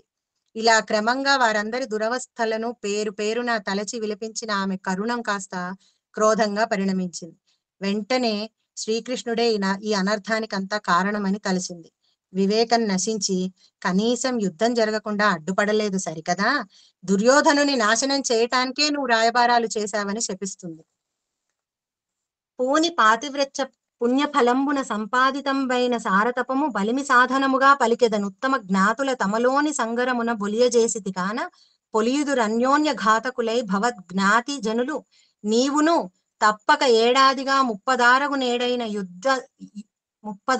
నేడైన దినమున అనరే దిక్కెవరును లేని అగ్గలంపు కుత్సితంబు తెరుంగున కూలువాడవు ఇట్లు మీ వధూ జనములు నేర్చువారు పతుల సుతులను బంధుల బనవి పనవి అని అంటున్నాడు. ఎట్లా అయితే దాయాదులు తమలో తాము పోట్లాడుకుని ఒకరినొకరు చంపుకుని నశించేటట్లు చేశావో, అట్లాగే ఈనాటికి సరిగ్గా 36 సంవత్సరాలు పూర్తయిన రోజున దిక్కులేని రీతిలో నువ్వు మరణిస్తావని గాంధారి శ్రీకృష్ణుణ్ణి శపించింది. విపుల మనస్కుడైన విష్ణువు చిరునవ్వుతో ఆమె శాపానికి ప్రయోజనం ఏమీ లేదని చెప్పి, అంతకు ముందే మునిశాపం ఉంది కదా అని గుర్తు చేస్తాడు. అయినా నీ కుమారుడు చేసిన దుర్మార్గపు పనులను నీవు కానీ, ధృతరాష్ట్ర మహారాజు కానీ, పెద్దలు కానీ ఎవ్వరూ మాన్పలేకపోయారు. దురభిమానంతో అతడు చేసిన పనుల పర్యవసానమే ఈనాటి ఈ దశ అనగానే గాంధారి మౌనం వహించింది.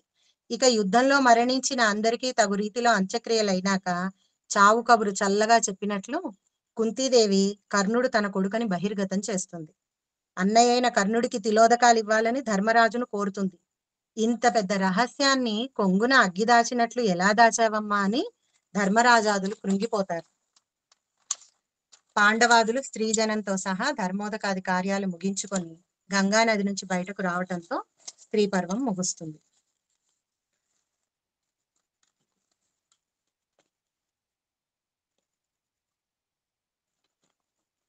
ఇది స్త్రీ పర్వంలో ఇప్పటి వరకు మనము వ్యక్తిత్వ వికాసము, మనస్తత్వ చిత్రణ, జీవితం అంటే ఏంటి ఇవన్నీ చూసాము.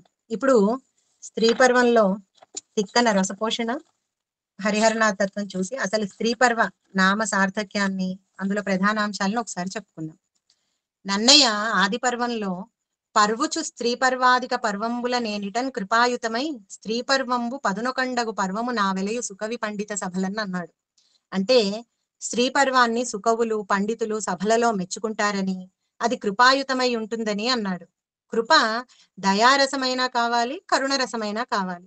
స్త్రీ పర్వం కరుణరస ప్రధానమని జగద్విదితం. శాంతరస ప్రధానమైన భారతానికి శాంతరస ప్రతిపాదనకై కరుణరసాన్ని సాధనంగా చేసింది స్త్రీ పర్వం. స్త్రీ పర్వంలో కరుణరస స్థాయి భావమైన శోకం ఆత్మీయుల మరణంతో రసస్థాయికి చేరుతుంది. శోకం పాత్రల స్వభావాదులను అనుసరించి భిన్నత్వాన్ని పొందుతుంది. తిక్కన గారు దాన్ని చాలా చక్కగా వర్ణించారు. అంటే వయస్సుని బట్టి, పరిస్థితులను బట్టి, వాళ్ళు ఉన్న స్థితిగతులను బట్టి కూడా శోకంలో ఎట్లాంటి భేదాలు ఉంటాయి అనేది ఆయన చాలా చక్కగా ఒక్కొక్కళ్ళ పాత్రల్ని అనుసరించి వర్ణించారు.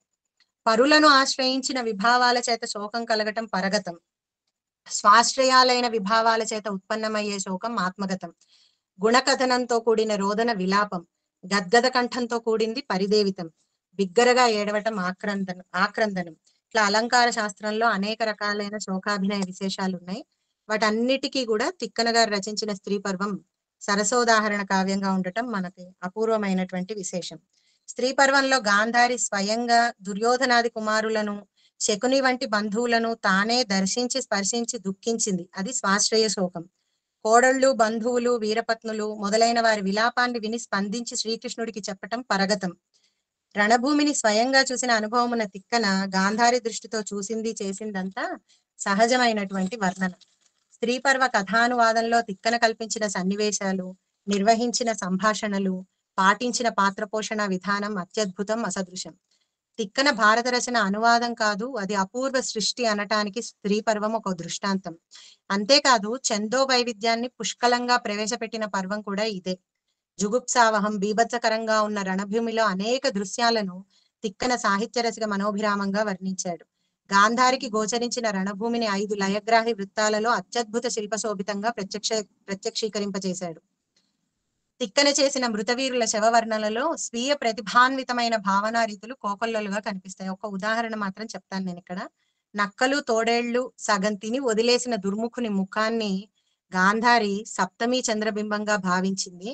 అలాగే ద్రోణుడి పాదాలకు పట్టిన గతి, ఇవి ఎక్స్ప్లెయిన్ చేసే చోట ఈ భావనా రీతులు మనం చూడొచ్చు. జుగుప్సాకరమైన శిథిల శవాలపై వారి జీవన స్మృతుల చిత్రాలను చిత్రించి స్త్రీ విలాపాలతో ప్రేములు కట్టి భావకుల మనఃపలకాల మీద తగిలించాడు తిక్కన. కవిత్రయ భారతంలో అందరికన్నా ఎక్కువగా తిక్కన గారే 7 ఉత్సాహ వృత్తాలను రచించారు. అవన్నీ స్త్రీ పర్వంలోనే వాడారు. అందులో 4 గాంధారి నోట పలికించారు. బాహ్లిక, సైంధవ, జయత్సేన, సుకేతనుల శవాలను చూసి విలపించిన వాక్యాలను క్రమంగా 4టిలో నినదింపచేశాడని పాటిబండ మాధవ శర్మ గారు చెప్పారు. కరుణాది రసాలలో సస్వర విన్యాసంలో రాణించే తరల వృత్తాన్ని 5 సార్లు స్త్రీ పర్వంలో ప్రయోగించాడు తిక్కన. ఆ 5 సార్లు స్వాశ్రయ శోక వర్ణనలోనే వినియోగించారు.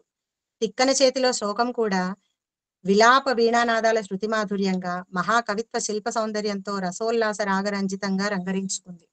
ఇక్కడ ఎంతసేపు కరుణ, ఇవన్నీ శోకం, వీటి గురించి బాగా వింటుంటే, అధ్యయనం చేస్తుంటే నాకైతే ఏకో రస కరుణ ఏవ అన్న భవభూతివాదం అక్షర సత్యమేమో అనిపిస్తోంది. ఇక అలంకారాల్లో ఉపమాలంకారం ఎక్కువగా కనిపిస్తూ సందర్భోచిత అలంకారాలు ఎన్నుకొని వర్ణనలు నిర్మించి ఆంధ్రావళి మోదం బొరైనట్లుగా స్త్రీ పర్వాన్ని తీర్చిదిద్దాడు తిక్కన. తిక్కన కూర్చిన తెలుగు బంధాలు మచ్చుకొని చూద్దాము. చేతి బరువు, అనిపని, గెలుపు నువ్వు, ఇర్లవారము, చీకురాజు, అరుగుదెవులు ఇలాంటి పదబంధాలు, తిండికాడు, వాతులెండంగా, ఊతకోలగా, నాలుకాడక, చేయాడక మొదలైన నానుడులు కూడా సందర్భానుసారంగా ప్రయోగించాడు. నెక్స్ట్ వ్యాస భారతము, తిక్కన గారి భారతంలో నాకు కనిపించినటువంటి 2 ప్రధాన మార్పులు ఏంటంటే, ఆడవారి నోట రహస్యం దాగదు అని ధర్మజుడు కుంతికిచ్చిన శాపం ఉంది. ఇది మూలంలో స్త్రీ పర్వం చివరిలో కనిపిస్తుంది. కానీ తిక్కన గారు మరి ఏ కారణం చేతనో ఆ శాప సన్నివేశాన్ని స్త్రీ పర్వంలో ప్రస్తావించకుండా శాంతి పర్వ ప్రారంభంలో చెప్తారు. ఇక రసపోషణ విషయంలో మూలంలో భూరిశ్రవసుని భార్య అతని శరీరాన్ని చూసి, ఆ అవయవాలను చూసి దుఃఖిస్తూ ఉన్నప్పుడు కరుణాంగమైన శృంగారం అందులో కనిపిస్తుంది. అంటే ఒక భార్య భర్తను చూసి ఏ విధమైనటువంటి భావనలతో అన్ని తలుచుకుని ఏడుస్తుందో అటువంటి శృంగారం అక్కడ కనిపిస్తుంది. అనువాదంలో నాకు ఆ ప్రసక్తి కనిపించలేదు. తిక్కన గారంటే మనం మర్చిపోకుండా ప్రస్తావించుకోవాల్సింది నెక్స్ట్ హరిహరనాథ తత్వం.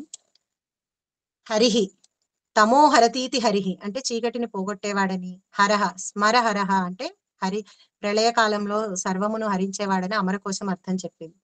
బాహ్యం బంధాల అజ్ఞానాంధకారాన్ని పోగొట్టేవాడు హరి, అంతర్గత మనోవికారాలను పోగొట్టేవాడు హరుడు అని మనం అనుకుంటే, ఈ రెండిటికి కించిత్ వస్తుభేదమే తప్ప అంతరార్థం ఒకటే అని, ఆ రెంటిని సమంగా బాధ్యతగా బ్యాలెన్స్ చేసుకుంటూ పోవటమే హరిహరనాథ తత్వం అని అర్థమవుతుంది. అటువంటి హరిహరనాథులు వేరన్న పరస్పర వైరుధ్య భావనలతో సమాజం అట్టుడుకుతున్న సమయంలో కిమస్తిమాలాం కిముకౌస్తుభం వా పరిష్క్రియాయాం బహుమన్యసేత్వం కింకాలకూట కిమువా యశోదాస్తన్యం తవ స్వాదు వద ప్రభోమే అంటూ శివకేశవుల ఒక్కటే వాళ్ళిద్దరూ అన్న భావనను సమాజం ముందుకు తెచ్చాడు తిక్కన. తాను రచించిన మహాభారతాన్ని హరిహరనాథుడికి అంకితం ఇచ్చి సమాజం పట్ల బాధ్యతాయుతంగా వ్యవహరించి ఒక అడుగు ముందుకేశాడు. అంతేకాదు తిక్కన భారతానికి శ్రోత కూడా హరిహరనాథుడే. ఇక చివరగా స్త్రీ పర్వ నామ సార్థక్యం గురించి చూద్దాం. నేను స్త్రీ పర్వాన్ని అధ్యయనం చేస్తున్నప్పుడు ఇందులో శోకం తప్ప మరేమీ లేదనో, అంతరార్థం చెప్పుకోవలసిన కథాభాగాలు లేవనో అనేక చోట్ల చదివాను. అంతేకాదు స్త్రీల శోకం ప్రధాన భాగం ఆక్రమించింది కాబట్టి ఇది స్త్రీ పర్వం అని చెప్పటం కూడా నేను చూశాను. కానీ నా మటుకు నాకు వ్యాసుల వారు గాని, కవిత్రయం వారు గాని భారతంలో ఏ పాత్రను, వ్యక్తిని ప్రధానం చేస్తూ కథ చెప్పలేదు. పాత్రలను అనుసరించి వారి యథార్థ మనస్థితిని, పరిస్థితులను మన ముందు ఉంచారే తప్ప ఇది గొప్ప, అది దిబ్బ, వారి మంచి, వీరి చెడు అని చెప్పలేదు. అందువల్ల సన్నివేశ సంఘటన ప్రాధాన్యతను అనుసరించి పర్వనామకరణం చేసి ఉండొచ్చు అని నేను అనుకుంటున్నా. ఒకవేళ ఆ ఆలోచనతో స్త్రీ పర్వ నామసార్థక్యాన్ని మనం ఒకసారి పరిశీలించి చూస్తే త్రిగుణాత్మకమైన ప్రకృతి స్వరూపం స్త్రీ. అంటే ముందు మనం ఒకసారి స్త్రీ అనే శబ్దం గురించి చూద్దాం. స్త్రీ శబ్దంలో సకార తకార రకారాలు ఉన్నాయి. సకారం సత్వగుణానికి, రకారం రజోగుణానికి, తకారం తమో గుణానికి సంకేతాలు. సత్వగుణ లక్షణాలైన మృదుత్వం, అణకువ, సహనశీలత, తమోగుణ లక్షణాలైన సిగ్గు, భయాలు ఆమెలో కనిపిస్తాయి. ఇక రజోగుణ లక్షణాలైన ధైర్య సాహసాదులు కూడా సూక్ష్మ రూపంలో ఉంటాయి. త్యాయతి సంఘాతో భవతి అస్యాం గర్భ ఇది స్త్రీ అని అమరకోశం. ఆమె యందు గర్భము పెరుగుట అనేది ప్రధాన లక్షణం అంట. కాబట్టి స్త్రీ ఇక్కడ మనకు ఎలా చెప్పబడుతోంది? మాతృస్వరూపిణిగా చెప్పబడుతోంది. అటువంటి మాతృత్వానికి సంఘాత విఘాతాలు కలిగాయి కాబట్టి ఇది స్త్రీ పర్వం అని నేను అనుకుంటున్నాను. ఎందుకంటే తల్లికి గర్భశోకం కన్నా మించిన కష్టం ఏమీ లేదని మనం ఇందాక ఆల్రెడీ చెప్పుకున్నాం కదా. సో మొత్తానికి స్త్రీ పర్వ నామసార్థక్యం, హరిహరనాథ్ తత్వం, తిక్కన గారి రసపోషణాదులు, ప్రధాన ఘట్టాలు అన్ని చెప్పుకున్నాం కదా. ఇప్పటి వరకు చెప్పుకున్నటువంటి ఈ మొత్తముని సింహావలోకనం చేసుకుంటూ నేను స్త్రీ పర్వం అనంగానే మనం నాకు అనిపించినటువంటి ప్రధానాంశాలను ఒక్కసారి నేను మళ్ళీ రిపీట్ చేయాలనుకుంటున్నాను. కరుణరస ప్రధానమైన స్త్రీ పర్వంలో కథాగమన భాగం తక్కువ, పూర్వ కథా పునశ్చరణ ఎక్కువ ఉంటుంది. అందుకే స్త్రీ పర్వం అప్పటి వరకు జరిగిన భారత కథకు సింహావలోకనం అని మనం ప్రసంగ ప్రారంభంలో చెప్పుకున్నాం. ఎందుకు అసలు పునశ్చరణ? ఈ పునశ్చరణలో అనేక సందేహాలకు, ప్రశ్నలకు సమాధానాలు ఉన్నాయి. ఆ ప్రశ్నలకు సమాధానాలు రాకపోతే ఏమవుతుంది? అలా వెళ్ళిపోతుంది కదా. కాదు, ఆ ప్రశ్నలకు సమాధానాలు రాకపోతే మనస్సు శాంతించదు. శాంతించని మనస్సు మరో ఉపద్రవానికి కారణమవుతుంది. భీముణ్ణి చంపాలన్నంత ఆలోచన కలిగిన ధృతరాష్ట్రుడికి శాంతి కలగకపోతే ఇంకేదో సందర్భంలో ఇంకేదో ఉపాయం చేత భీముణ్ణి నాశనం చేయగలడు కదా. పాండువంశాన్ని శపించే శక్తి గలది గాంధారి. అందుకని ఈ దంపతుల కోపము దీర్ఘ క్రోధంగా పరిణితి చెందకుండా ఉండటానికే పూర్వపు తప్పిదాల ఫలితం ఇదని పునశ్చరణ జరిగింది అక్కడ.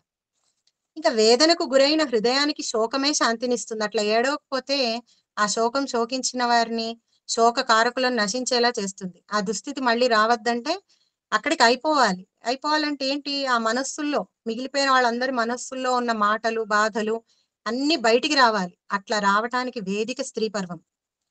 మనస్తత్వాన్ని గురించి చెప్తూ ఆచార్య జిఎన్ రెడ్డి గారు ఇలా అన్నారు: మానవుని శీల పరీక్షకు, ధర్మనిరతికి, యుక్తాయుక్త విచక్షణకు క్లిష్ట పరిస్థితులు గీటురాయి వంటివి.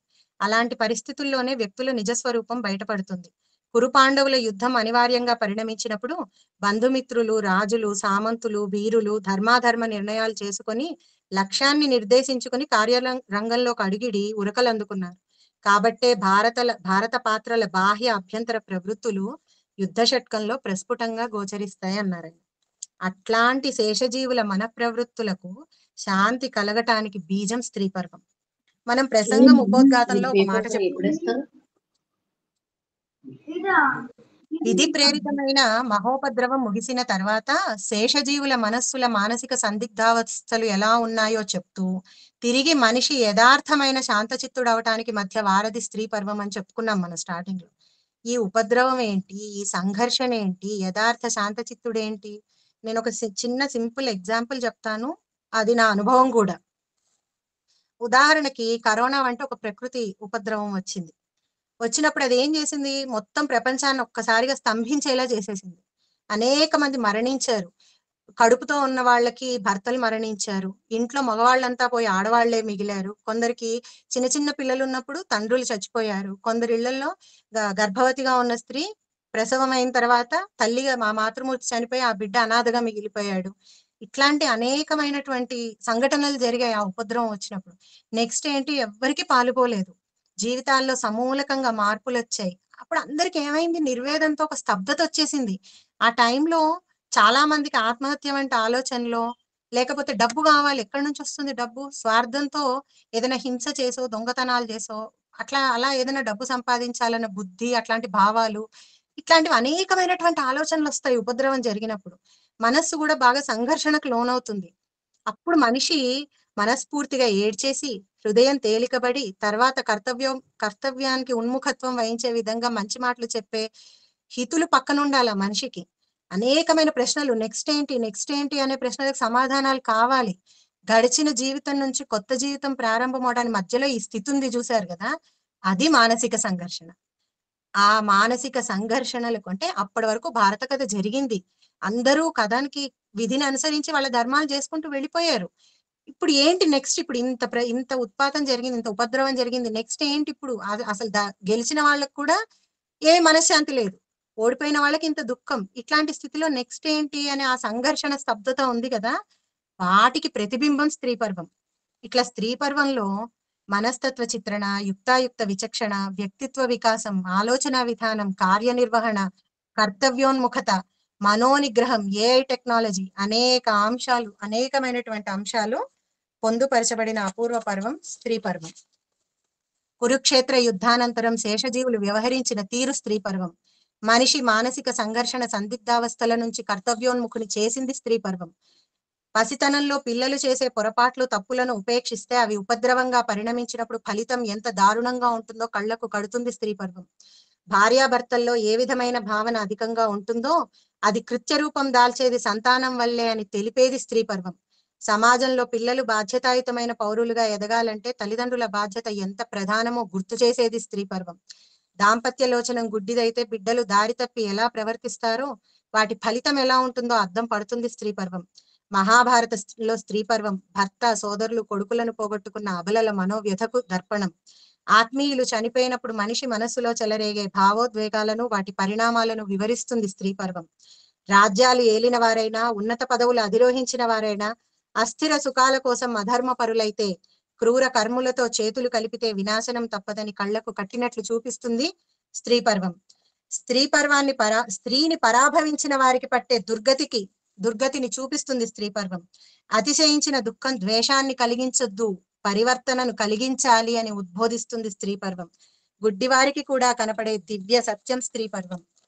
ఇక్కడ ఎవరు అప్పటి వరకు జీవన పోరాటంలో విధినియుక్త కార్యనిర్వహణలో వివిధ భావాలు పొంది అనుభవించి మానసిక సంఘర్షణకు లోనైన ప్రతి ఒక్క పాత్ర శాంతిని పొందటానికి బీజమైంది స్త్రీ పర్వం. వారందరి మనోభావాలకు మణిదర్పణం స్త్రీ పర్వం. ఇక్కడ ఎవరు మంచి, ఎవరు చెడు, ఏది ధర్మం, ఏది అధర్మం అనే విషయాన్ని పక్కకు పెట్టేస్తే, విపత్కర పరిస్థితుల్లో ఆత్మన్యూనతకు గురైన ఎవ్వరూ ఆత్మహత్య చేసుకోలేదు. అక్కడ ఊరట చెందుతూ తర్వాత ఏంటి అనే ప్రయత్నమే చేశారు తప్ప పూర్తిగా ఆత్మస్థైర్యాన్ని కోల్పోలేదు. మరణం కన్నా మించిన కష్టం మనిషికి ఏమన్నా ఉంటుందా? ఉండదు. సరికదా, అట్లాంటి స్థితిని ఎదుర్కొన్నా కూడా ముందుకెళ్లే ప్రయత్నమే చేయాలి తప్ప జీవితాన్ని ముగించద్దు అనే సందేశాన్ని ఇస్తుంది స్త్రీ పర్వం. అటువంటి స్త్రీ పర్వాన్ని తనలో ఇముడ్చుకున్న మహాభారతాన్ని మించిన గ్రంథం నా భూతో నా భవిష్యతి. ఐతిహాసిక యుగానికి నేటికి మానవుల వేషభాషల్లో, ఆహార విహారాదుల్లో భేదం ఉండొచ్చు, అది బాహ్యమైంది. కానీ అప్పటికి ఇప్పటికీ మానవ ప్రకృతిలో మాత్రం భేదం లేదు. ఆనాటి రాగద్వేషాలు, అధికారకాంక్ష, కోపతాపాలు, చెలిమి చుట్టరికాలు, ఉపకార అపకార బుద్ధులు, న్యాయాన్యాయాలు, ఆశ్రిత జనప్రీతి, వర్గ విచక్షణ, స్తోత్రప్రియత్వాది లక్షణాలెన్నో ఈనాటికి మానవ స్వభావంలో ఉన్నాయి. అందుకే మనం మొదట్లో ఎలా ప్రారంభించుకున్నాం, చివరిలో అలాగే చెప్తున్నాను, మహాభారతం మానవ ప్రకృతికి దర్పణం. కాబట్టి మానవ ప్రకృతిగా నిలిచున్నంత కాలం మహాభారతం సాహిత్య ప్రపంచంలో మేరువుగా నిలిచి ఉంటుంది, మణిపూసగా ప్రకాశిస్తూ ఉంటుందని తెలుపుకుంటూ, నాకున్న కొద్దిపాటి అనుభవంలో చాలా చిన్నదాన్ని నేను, ఏమన్నా పొరపాట్లు జరిగి ఉంటే పెద్ద మనస్సుతో పెద్దలందరినీ మన్నించాల్సిందిగా కోరుకుంటూ, నాకు స్త్రీ పర్వం గురించి అధ్యయనం చేయడానికి ఇంత గొప్ప అవకాశం ఇచ్చినందుకు గురువులు శర్మ సార్ గారికి, అలాగే కార్యక్రమాన్ని పర్యవేక్షిస్తున్న రఘు సార్ గారికి, ఆత్మీయ అతిథి అనంతలక్ష్మి మేడం గారికి, సమన్వయకర్త అన్నయ్య అట్టెం దత్తన్న గారికి, శ్రోతలకు, ఇక్కడికి ఈ అంతర్జాల వేదికను అధిరోహించిన పెద్దలందరికీ, నిర్వాహకులకు, ప్రతి ఒక్కరికి కూడా పేరు పేరున కృతజ్ఞతలు తెలుపుకుంటూ సెలవు. ధన్యవాదాలు, శుభాకాంక్షలు డాక్టర్ మృణాలిని గారు. స్త్రీ పర్వాన్ని ఇటు మనస్తత్వ శాస్త్రాన్ని జోడిస్తూ అటు తత్వశాస్త్రాన్ని మేళవిస్తూ రెండిటిని కలిపి అసలు స్త్రీ పర్వము, స్త్రీల మనస్తత్వము, ఇంతకాలంగా చాలా వరకు ఎక్కువ మంది మాట్లాడేది స్త్రీ పర్వం అంటే దాంట్లో శోకమే ఉంటుంది, దుఃఖం ఉంటుంది అనేటటువంటి విషయాలు ఎక్కువగా చెప్తారు, రాశారు కూడా. కానీ మీ ఉపన్యాసం విన్న తర్వాత దాంట్లో ఉన్నటువంటి అరుదైన విదుర నీతులు లాంటివి, స్త్రీ మనస్తత్వం లాంటివి చాలా గొప్పగా అనిపించాయి. మీ విశ్లేషణ చాలా బాగుంది. మీకు మరోసారి శుభాకాంక్షలు తెలియజేస్తూ మీ ఉపన్యాసం గురించి ఇప్పుడు మేడం గారు చెప్తారు. డాక్టర్ అనంతలక్ష్మి మేడం గారికి మరోసారి స్వాగతం. మేడం, మీరు మాట్లాడవచ్చు.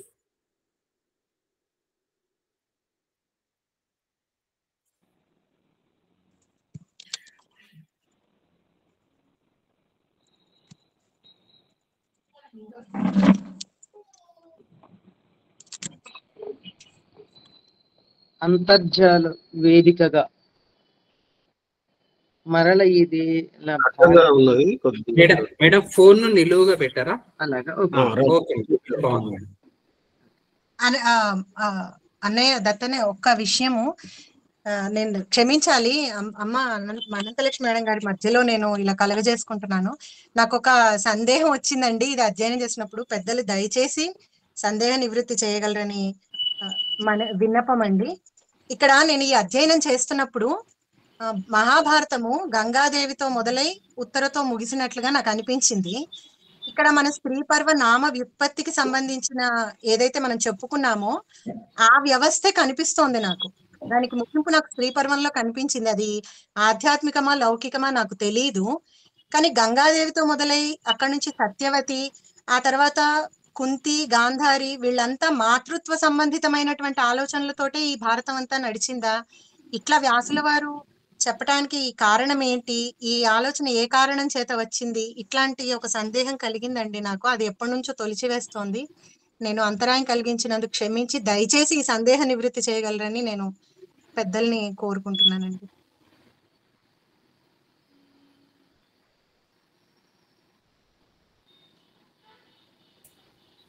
మేడం, మీరు మాట్లాడొచ్చు. అంతర్జాల వేదికగా మరల నిదేల భారతం వర్ణచ్చు అన్నటువంటి శీర్షికతో భారతాన్ని మళ్ళీ భిన్నమైనటువంటి దృక్కోణంతో విమర్శిస్తూ వస్తూ ఉన్నటువంటి ఈ ఉపన్యాస పరంపరలు లేదా పత్ర సమర్పణ పరంపరలు ఏర్పాటు చేసినటువంటి వేదికకి ఈ సంస్థ అధ్యక్షులు శ్రీ సాకి కమలాకర్ శర్మ గారు, నిర్వహణ చేస్తూ ఉన్నటువంటి శ్రీ దత్తన్న గారు, అలాగే ఈ కార్యక్రమానికి నిర్వహణలో భాగంగా శ్రీ ఆచార్య రఘు గారు, ప్రొఫెసర్ డాక్టర్ ప్రస్తుతం తెలుగు విశ్వవిద్యాలయానికి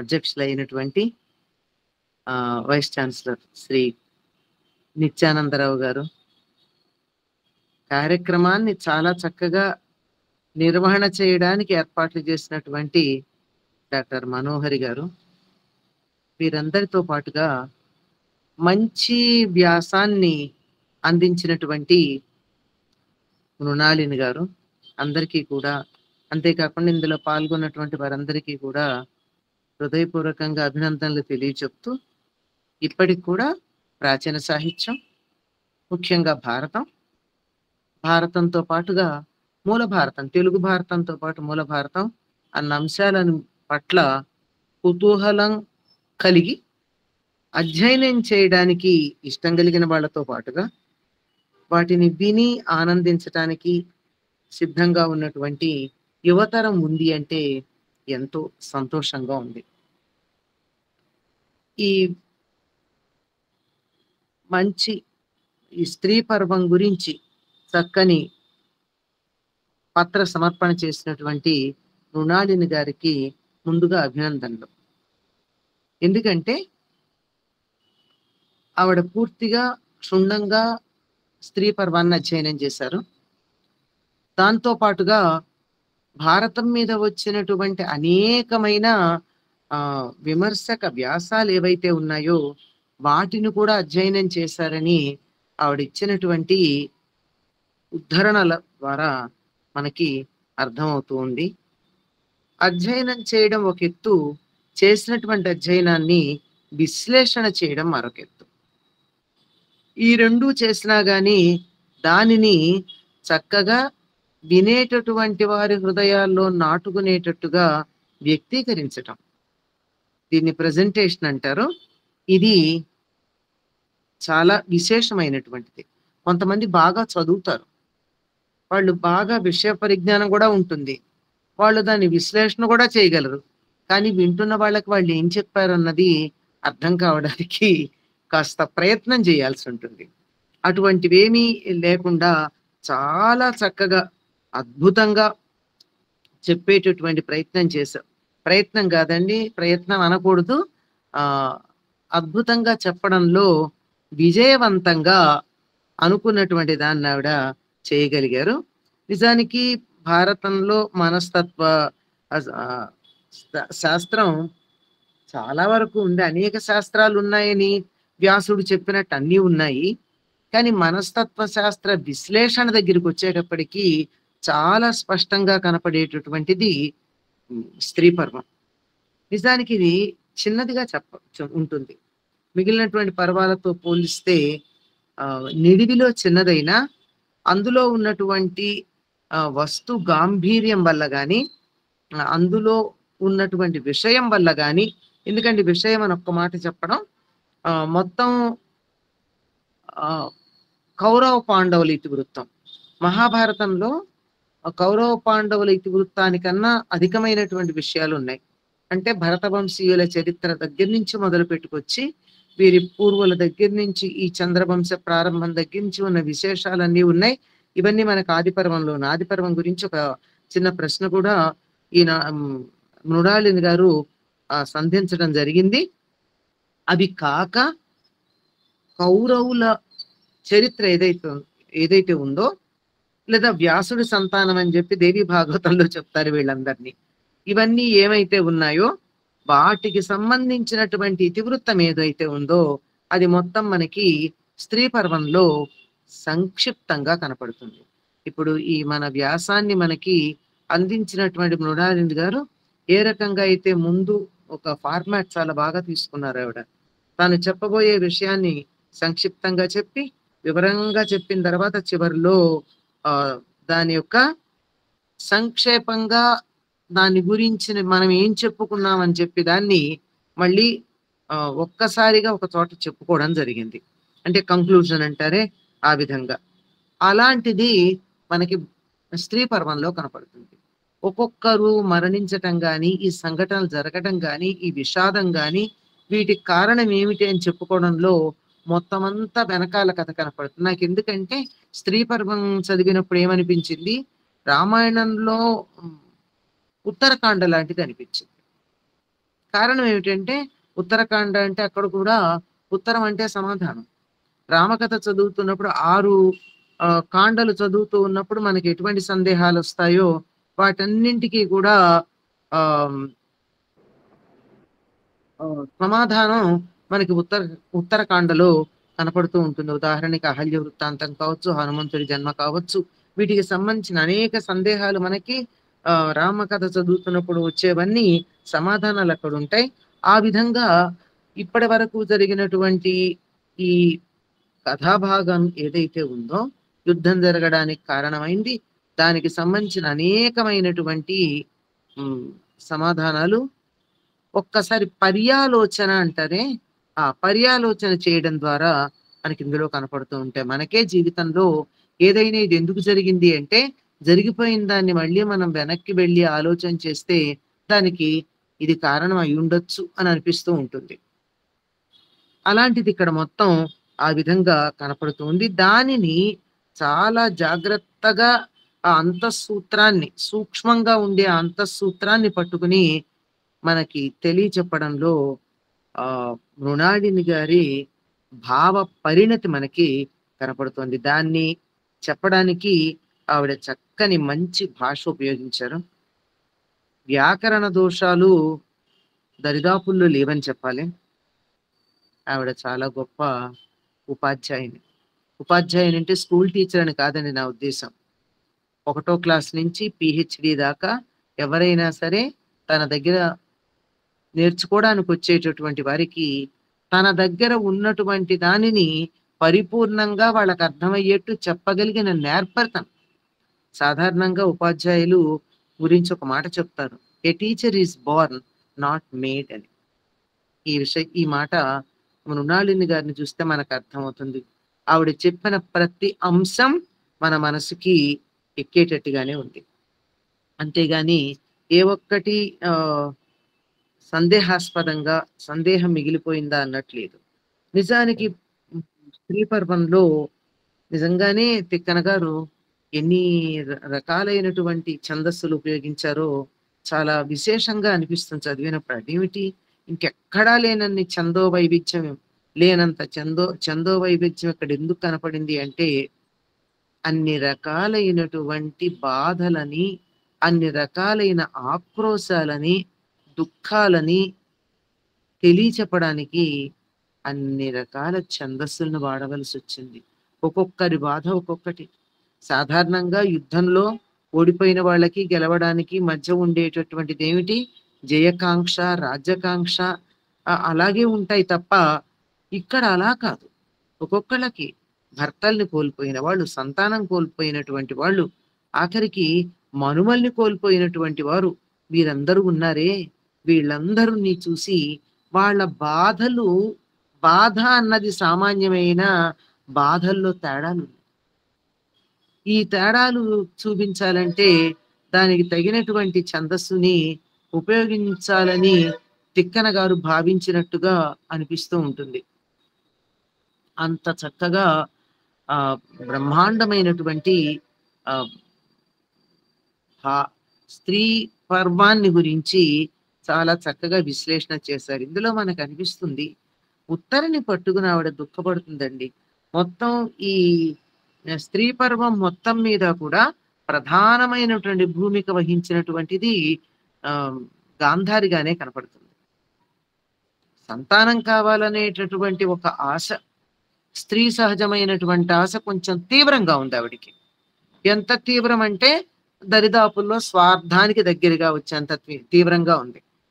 ఆవిడ గర్భాన్ని ఇలా కొట్టుకోవడం దగ్గర నుంచి, అది మనకి దుర్మార్గంగా అనిపించినా తాను సేవ చేసినప్పుడు దుర్వాసుని కోరిక అయినా ఉంటే కోరుకోమన్నప్పుడు కూడా ఆవిడ సంతానం గురించి అడిగింది. అంటే మొదటి నుంచి తనకి సంతానం కావాలని దాని పట్ల అభిమానం ఉండడం అన్నది ఆవిడ యొక్క లక్షణంగా, జీవ లక్షణంగా మనకు కనపడుతూ ఉంటుంది. అందువల్ల పాండవులను కూడా తన సంతానంగా చూసుకోవడానికి ఆవిడకి ఎటువంటి అభ్యంతరం లేదు. 101తో కలిపి 106 సంతానంగా చూసుకోమని ఆవిడకి అభ్యంతరం లేదు. కానీ వచ్చిన సమస్యల్లా వాళ్ళ మధ్య ఉన్నటువంటి వైరుధ్యం, ధర్మానికి కట్టుబడింది. తాత్కాలికంగా ఎవరికన్నా చిన్న బాధ కలగడంలో కలగడం సహజమేనండి. ఎందుకు కలగదు? ఎంత ఓర్పుగా ఉందామనుకున్నా కాలికి దెబ్బ తగిలిదంటే అబ్బా అని ఒక్కసారి అనుకోమా, అంతే. అంతకన్నా ఎక్కువ తీవ్రంగా ఆవిడ ఆవేదన చెందింది అని అనుకోవడానికి మాత్రం లేదు. ఎందుకంటే ఎక్కడికక్కడ ధృతరాష్ట్రుడికి బుద్ధి చెప్పింది, దుర్యోధనుడికి బుద్ధి చెప్పింది. తప్పని పరిస్థితుల్లో అక్కడ ఉండవలసి వచ్చిందే గాని ధృతరాష్ట్రుని వివాహం చేసుకుని ఆవిడ జన్మతః సద్బుద్ధి కలిగింది అని భారతం చదివినటువంటి వాళ్ళకి అనిపిస్తూ ఉంటుంది. అందరినీ ఓదార్చినటువంటిది గాంధారి. ద్రౌపదిని ఓదార్చింది. ఇలాగా తనకే విధంగా 100 మంది కుమారులు చనిపోయారో అదే విధంగా ద్రౌపదికి ఉన్నటువంటి కుమారులు 5 యుద్ధానికి కూడా రాకుండా చనిపోయారు. వీటన్నింటినీ మించి ఒక మాట అంటుంది, అందరి సంగతి ఒక ఎత్తు, అభిమన్యుడు చనిపోవడం అన్నది నేను తట్టుకోలేకుండా ఉన్నానంటుంది. ఎప్పుడు కూడా తమ సంతానానికన్నా తరువాత సంతానం, మనుమలు, వాళ్ళ మీద ప్రేమ ఎక్కువ ఉంటుంది అనడానికి ఇక్కడ గాంధారి అన్నటువంటి మాటలు మనకి ఆ విషయాన్ని నిరూపిస్తూ ఉంటాయి. అదే విధంగా ఉత్తరని పట్టుకుని కూడా ఆవిడ దుఃఖపడుతూ బాధపడుతుంది. అంటే ఎవ్వరికైనా ఒకేలాంటి దుఃఖం. తెలుగులో మనం నిత్య వ్యవహారంలో ఒక మాట మాట్లాడతామండి, పగవారికి కూడా ఇట్లాంటి దుఃఖం వద్దు అని.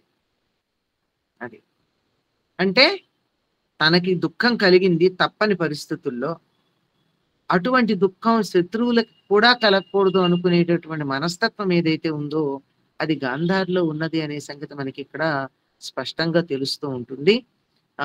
ఇలా ఈ స్త్రీ పర్వం గురించిన విశేషాలు దానిని శ్రీమతి మృణాళిని గారు మనకి తెలియజేసినటువంటి తీరు అనే వాటి గురించి చిన్న రిఫ్లెక్షన్ అంతే, ప్రతిస్పందన, అంతకన్నా ఎక్కువ విశ్లేషణ చేయాల్సినంతటి పద్ధతిగా ఏం లేదు. చాలా చక్కగానే చెప్పారు. ఎదుటి వాళ్ళు ప్రశ్నించటానికి అవకాశం లేనట్టుగా చెప్పడమే నిజంగా చక్కగా చెప్పడం అంటారు.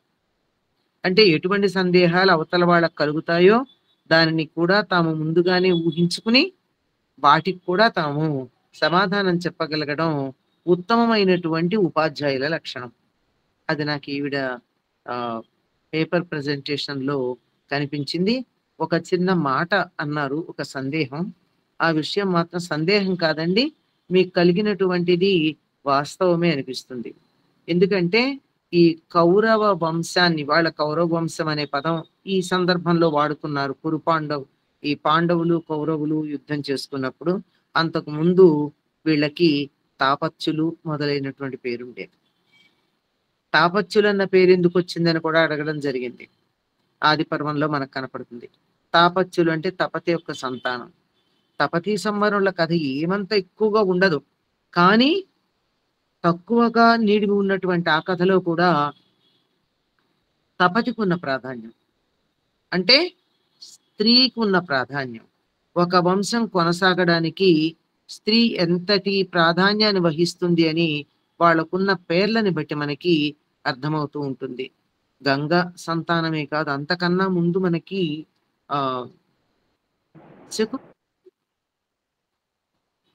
దుష్యంతుడి కథ అనే పదం మనం తరచుగా వాడం. శకుంతలోపాఖ్యానమే అంటాం కానీ దుష్యంతోపాఖ్యానం అంటాము. అక్కడ ఉన్న ప్రాధాన్యం శకుంతలది. ఇలా ముఖ్యంగా ఈ మనం మహాభారతం అని అంటున్నటువంటిది, అంటే ఈ మొత్తం ఇతివృత్తాన్ని మహాభారతం అంటున్నాం. భరతవంశీయుల కథ అనే ఉద్దేశంతో కౌరవ పాండవులకు సంబంధించింది కొద్దిగా మాత్రమే ఉంది. కొద్దిగా అంటే అసలు లేదని కాదు. ఈ కౌరవ పాండవ ఇతివృత్తానికన్నా ముందు ఈ వంశం యొక్క ప్రాధాన్యతను తెలియజెప్పేటటువంటి విషయాలన్నీ ఈ వంశ పూర్వుల యొక్క చరిత్ర, పూర్వశీ పురూరవుల చరిత్ర దగ్గర నుంచి ఇంకా అంతకు ముందు నుంచి ఇవన్నీ కూడా మనకు కనపడుతున్నాయి. వాటన్నింటిలోనూ స్త్రీ ప్రాధాన్యమే మనకు కనపడుతుంది. యదువంశ చరిత్ర చూసుకున్నా, దేవయాని శర్మిష్ఠ కథ ఉన్నా, అక్కడ దేవయాని శర్మిష్ఠల గురించి మాట్లాడతారే గాని రాజుగారి గురించి మాట్లాడరు. ఊర్వశీ పురూరవుల కథ చూసినా ఇవన్నీ కూడా మనకి స్త్రీ ప్రాధాన్యాన్ని తెలియచెప్తూ ఉన్నాయి. మనం ఆధునిక కాలంలో ఒక దురభిప్రాయం ఉంది కానీ ప్రాచీన కాలంలో స్త్రీలకి ప్రాధాన్యం ఇచ్చారు అన్నదానికి ఈ మహాభారతంలో ఈ స్త్రీల ఇతివృత్తాలు ఏవైతే ఉన్నాయో వాళ్ళ పేరు మీదుగానే వ్యవహారం నడవడం ఏదైతే ఉందో, సాత్యవతీయులు, తాపత్యులు, వీళ్ళ పేర్లు ఏమిటండి? వాటన్నిటిని చూస్తుంటే మనకి అర్థం కావట్లేదు స్త్రీలకు ఎంత ప్రాధాన్యం ఇచ్చారు అన్నది. అవన్నీ కూడా ఉన్నాయండి. అది ఇంకెవరైనా దాని గురించి బాగా వివరణ ఇవ్వగలిగితే మంచిదే. నేను ఆది పర్వం చదివినప్పుడు నాకు కలిగిన భావాలని ఈవిడ అడిగినటువంటి ప్రశ్నతో అనుసంధానం చేసి దాన్ని గుర్తు చేసుకుని చెప్తున్నాను అంతే. ఈ స్త్రీ పర్వం వినడం, దాని గురించి ఇక్కడ మళ్ళీ 4 మాటలు మాట్లాడడం నాకు చాలా ఆనందంగా ఉంది. ఒకప్పుడు వరంగల్లో సహృదయ వారు అనుకుంటాను, మహాభారతంలో అన్ని పర్వాల గురించి ఒక్కొక్కరి చేత వ్యాసాలు రాయించి గ్రంథం ప్రచురించాలని అనుకున్నారు. నేను అడిగితే మన ప్రచురించలేదు, లేకపోయినా ఏదో చెప్పినట్టున్నారు. వారికి నేను అప్పుడు స్త్రీ పర్వం గురించే రాసిచ్చాను. మళ్ళీ ఇవాళ దాన్నంతా నేను ఒకసారి రివైండ్ చేసుకున్నాను. రివైజ్ చేసుకోవడానికి మంచి అవకాశం లభించింది. అందరికీ కూడా ధన్యవాదాలు. మృణాళిని గారికి మరొక్కసారి అభినందనలు.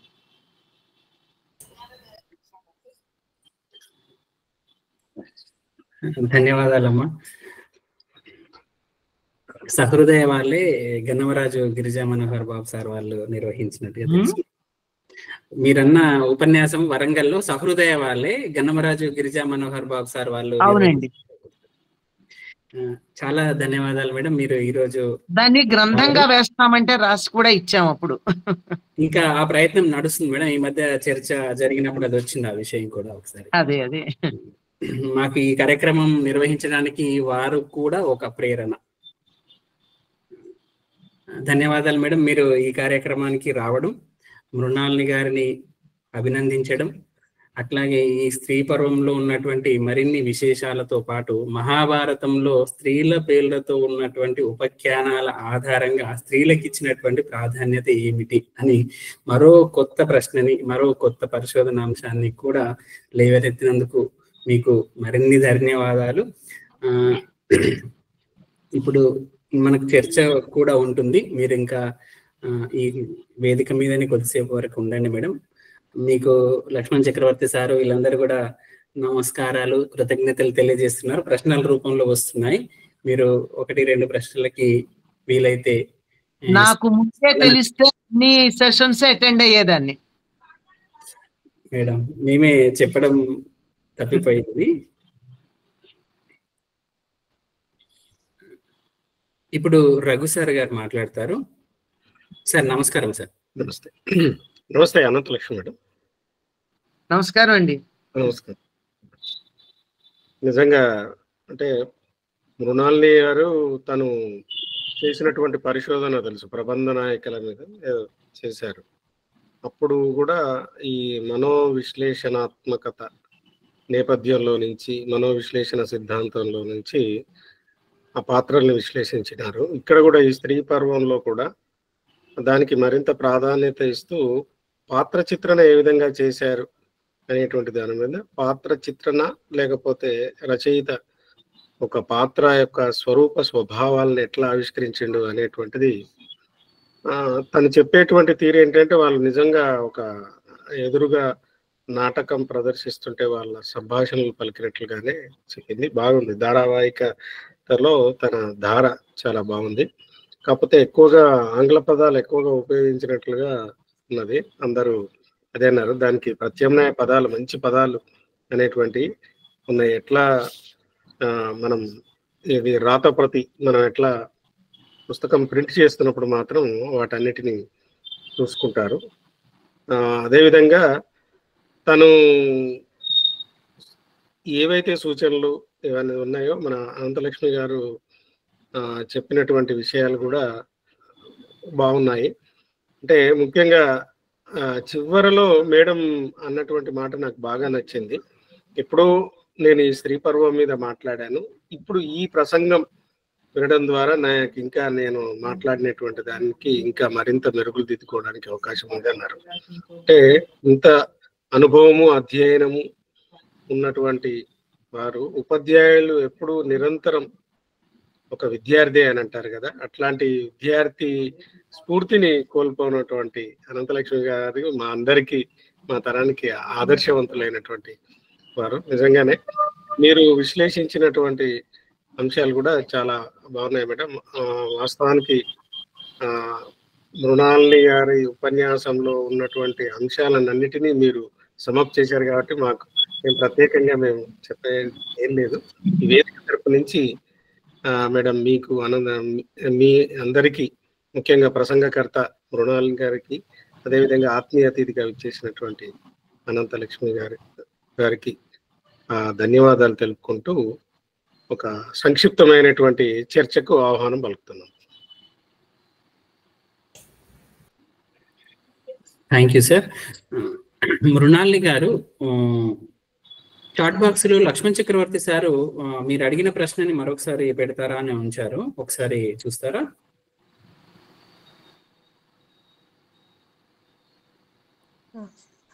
అదే అన్నయ్య, నేను ఇందాక అనంతలక్ష్మి మేడం గారు చెప్పిన విషయమే, వారు వివరించిన విషయమే నేను అడిగాను. అంటే ఈ మహాభారతం ఎక్కడ ప్రారంభమైంది అని చూసుకుంటే అక్కడ గంగాదేవితో, తర్వాత సత్యవతితో ప్రారంభమై అక్కడి నుంచి కుంతి, గాంధారి మొదలైన వాళ్ళందరి నుంచి ఉత్తర వరకు కూడా ప్రధానంగా మాతృత్వాన్ని బేస్ చేసుకుని కథాగమనం అంతా నడిచింది. ఇదే కేంద్రంగా నడిచిందా, అసలు ఇదే ఆ కథాగమనం అంతా కూడా ఈ కేంద్రంగానే ఎందుకు చెప్పవలసి వచ్చింది, నాకు అలా ఎందుకు అనిపించింది, అందులో అంతరార్థం ఏంటి అని అర్థం కాలేదు. అది కొంచెం వివరించగలరు, సందేహ నివృత్తి చేయగలరు అని అడిగాను. ఓకే అమ్మా. అంటే మేడం గారు దానికి జవాబు చెప్పారు. ప్రత్యేకంగా మళ్ళీ అంటే నాకు ప్రశ్న నేను క్యాచ్ చేయలేకపోయాను, అందుకని ఒకసారి చాట్ బాక్స్ లో పెడతారా అని అడిగాను అంతే. అంటే ఏం లేదు, అదే దానికి అనంతలక్ష్మి గారు ఒక సమన్వయం చేశారు, దానికి సంబంధించిన విషయం కూడా. ఇప్పుడు విశ్వనాథ సత్యనారాయణ యజ్ఞం అని, యజ్ఞాన్ని కేంద్రంగా చేసుకొని కర్మ ఫలితాన్ని చెప్తుంది అని ఒక ఆలోచన మహాభారతం విషయంలో ఆయన చేస్తే, ఒకరిద్దరు విమర్శకులు స్త్రీ గర్భమే మొత్తానికి ఆ మహాభారత కథ అంతటికి ఒక మూలం అన్న అర్థంలో కూడా ఒకరిద్దరు విమర్శకులు మాట్లాడున్నారు.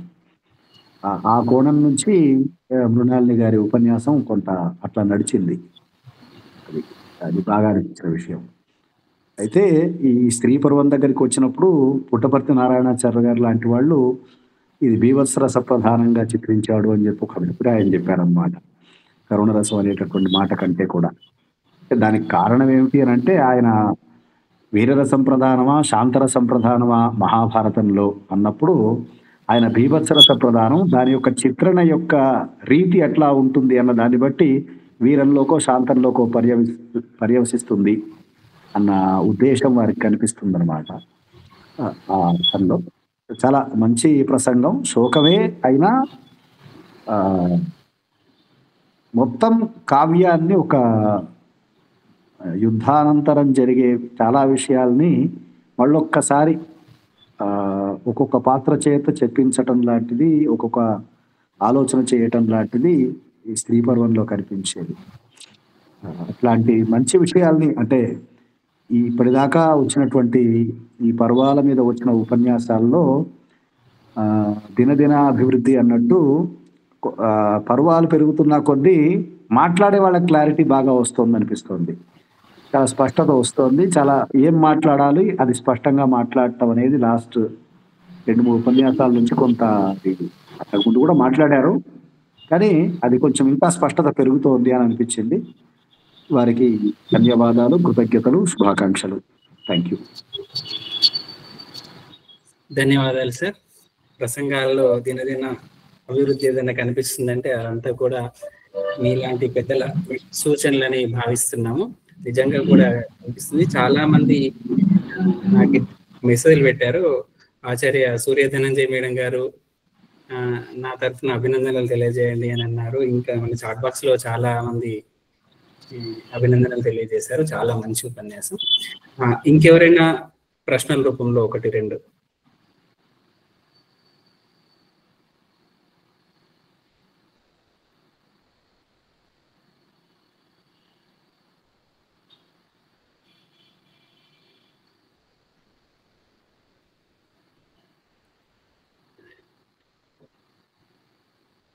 మన్నెమోని స్వాతి అనే పేరుతో హ్యాండ్ రైజ్ చేశారండి సార్. మాట్లాడొచ్చు మేడం. ఎవరో మంచి మోని అంటే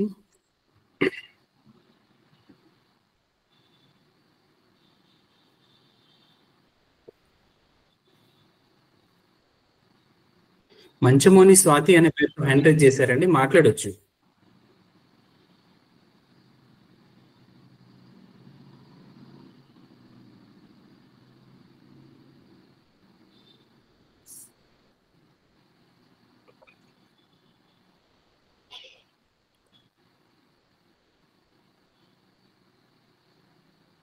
ఓకే, ఇంకెవరైనా? దత్తు నమస్కారం సార్. నిజానికి నేను అనంతలక్ష్మి గారు ఉన్నారు కదా, వారిని విందామని వచ్చిన. అయితే సరే, అనంతలక్ష్మి గారి గురించి చాలా అనేక సార్లు తనని విన్నాను, మాట్లాడాను. ఆ కోణంలోనే అమ్మ ఇంకేమైనా కొత్త అంశాలు చెప్తారనుకున్నప్పుడు నాకు తెలిసి డాక్టర్ మృణాల్ని బహుశా చాలా అంశాలని పూరించింది అమ్మ మిమ్మల్ని విన్నట్టే ఉంది. ముఖ్యంగా తిక్కన ఏదైతే మనస్తత్వ చిత్రణ గురించి కానీ, శిల్పం గురించి కానీ, నిజానికి మృణాల్ని పిహెచ్డి కూడా తను మనోవైజ్ఞానిక విశ్లేషణ చేసినప్పటికి కూడా ప్రత్యేకించి స్త్రీ పర్వం నేపథ్యంగా ఎత్తుకున్న అంశాలు కావచ్చు, లేదా మనస్తత్వ చిత్రణ శిల్పం గురించి చెప్పడం అనేది చాలా బాగుంది. నాకు ఇది విన్నాక అనిపించింది, నేను బహుశా చదువుకున్నప్పుడు స్త్రీ పర్వాన్ని మరి ఎందుకు ఇట్లా చూడలేదు, ఇట్లా చదవలేదు అనిపించింది. అది దాదాపుగా పూర్తయినట్టుగా ఉంది. అయితే ఈ కోణంలోనే కాకుండా స్త్రీ పర్వంలో స్త్రీ కోణం నుంచే కాకుండా ఇతర ఇంకేమైనా అంశాలు ఉన్నట్టయితే కూడా తర్వాత మృణాల్ని వాటిని పూరిస్తే బాగుంటుంది. మృణాల్ని మీకు కంగ్రాచులేషన్స్.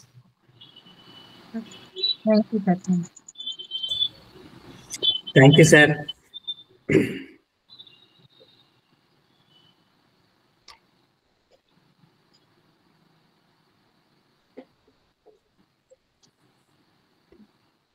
ఓకే, ముగించుకుందాం.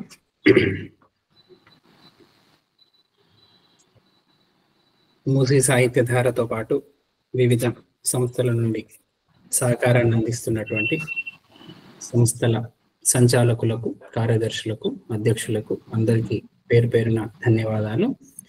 ఈనాటి మన ఆత్మీయ అతిథి ముఖ్యంగా మూసీ కుటుంబ సభ్యురాలు అని నేను అనుకుంటాను. ఇప్పుడు మాతృ సమానురాలు మా అనంతలక్ష్మి మేడం గారికి ప్రత్యేక ధన్యవాదాలు.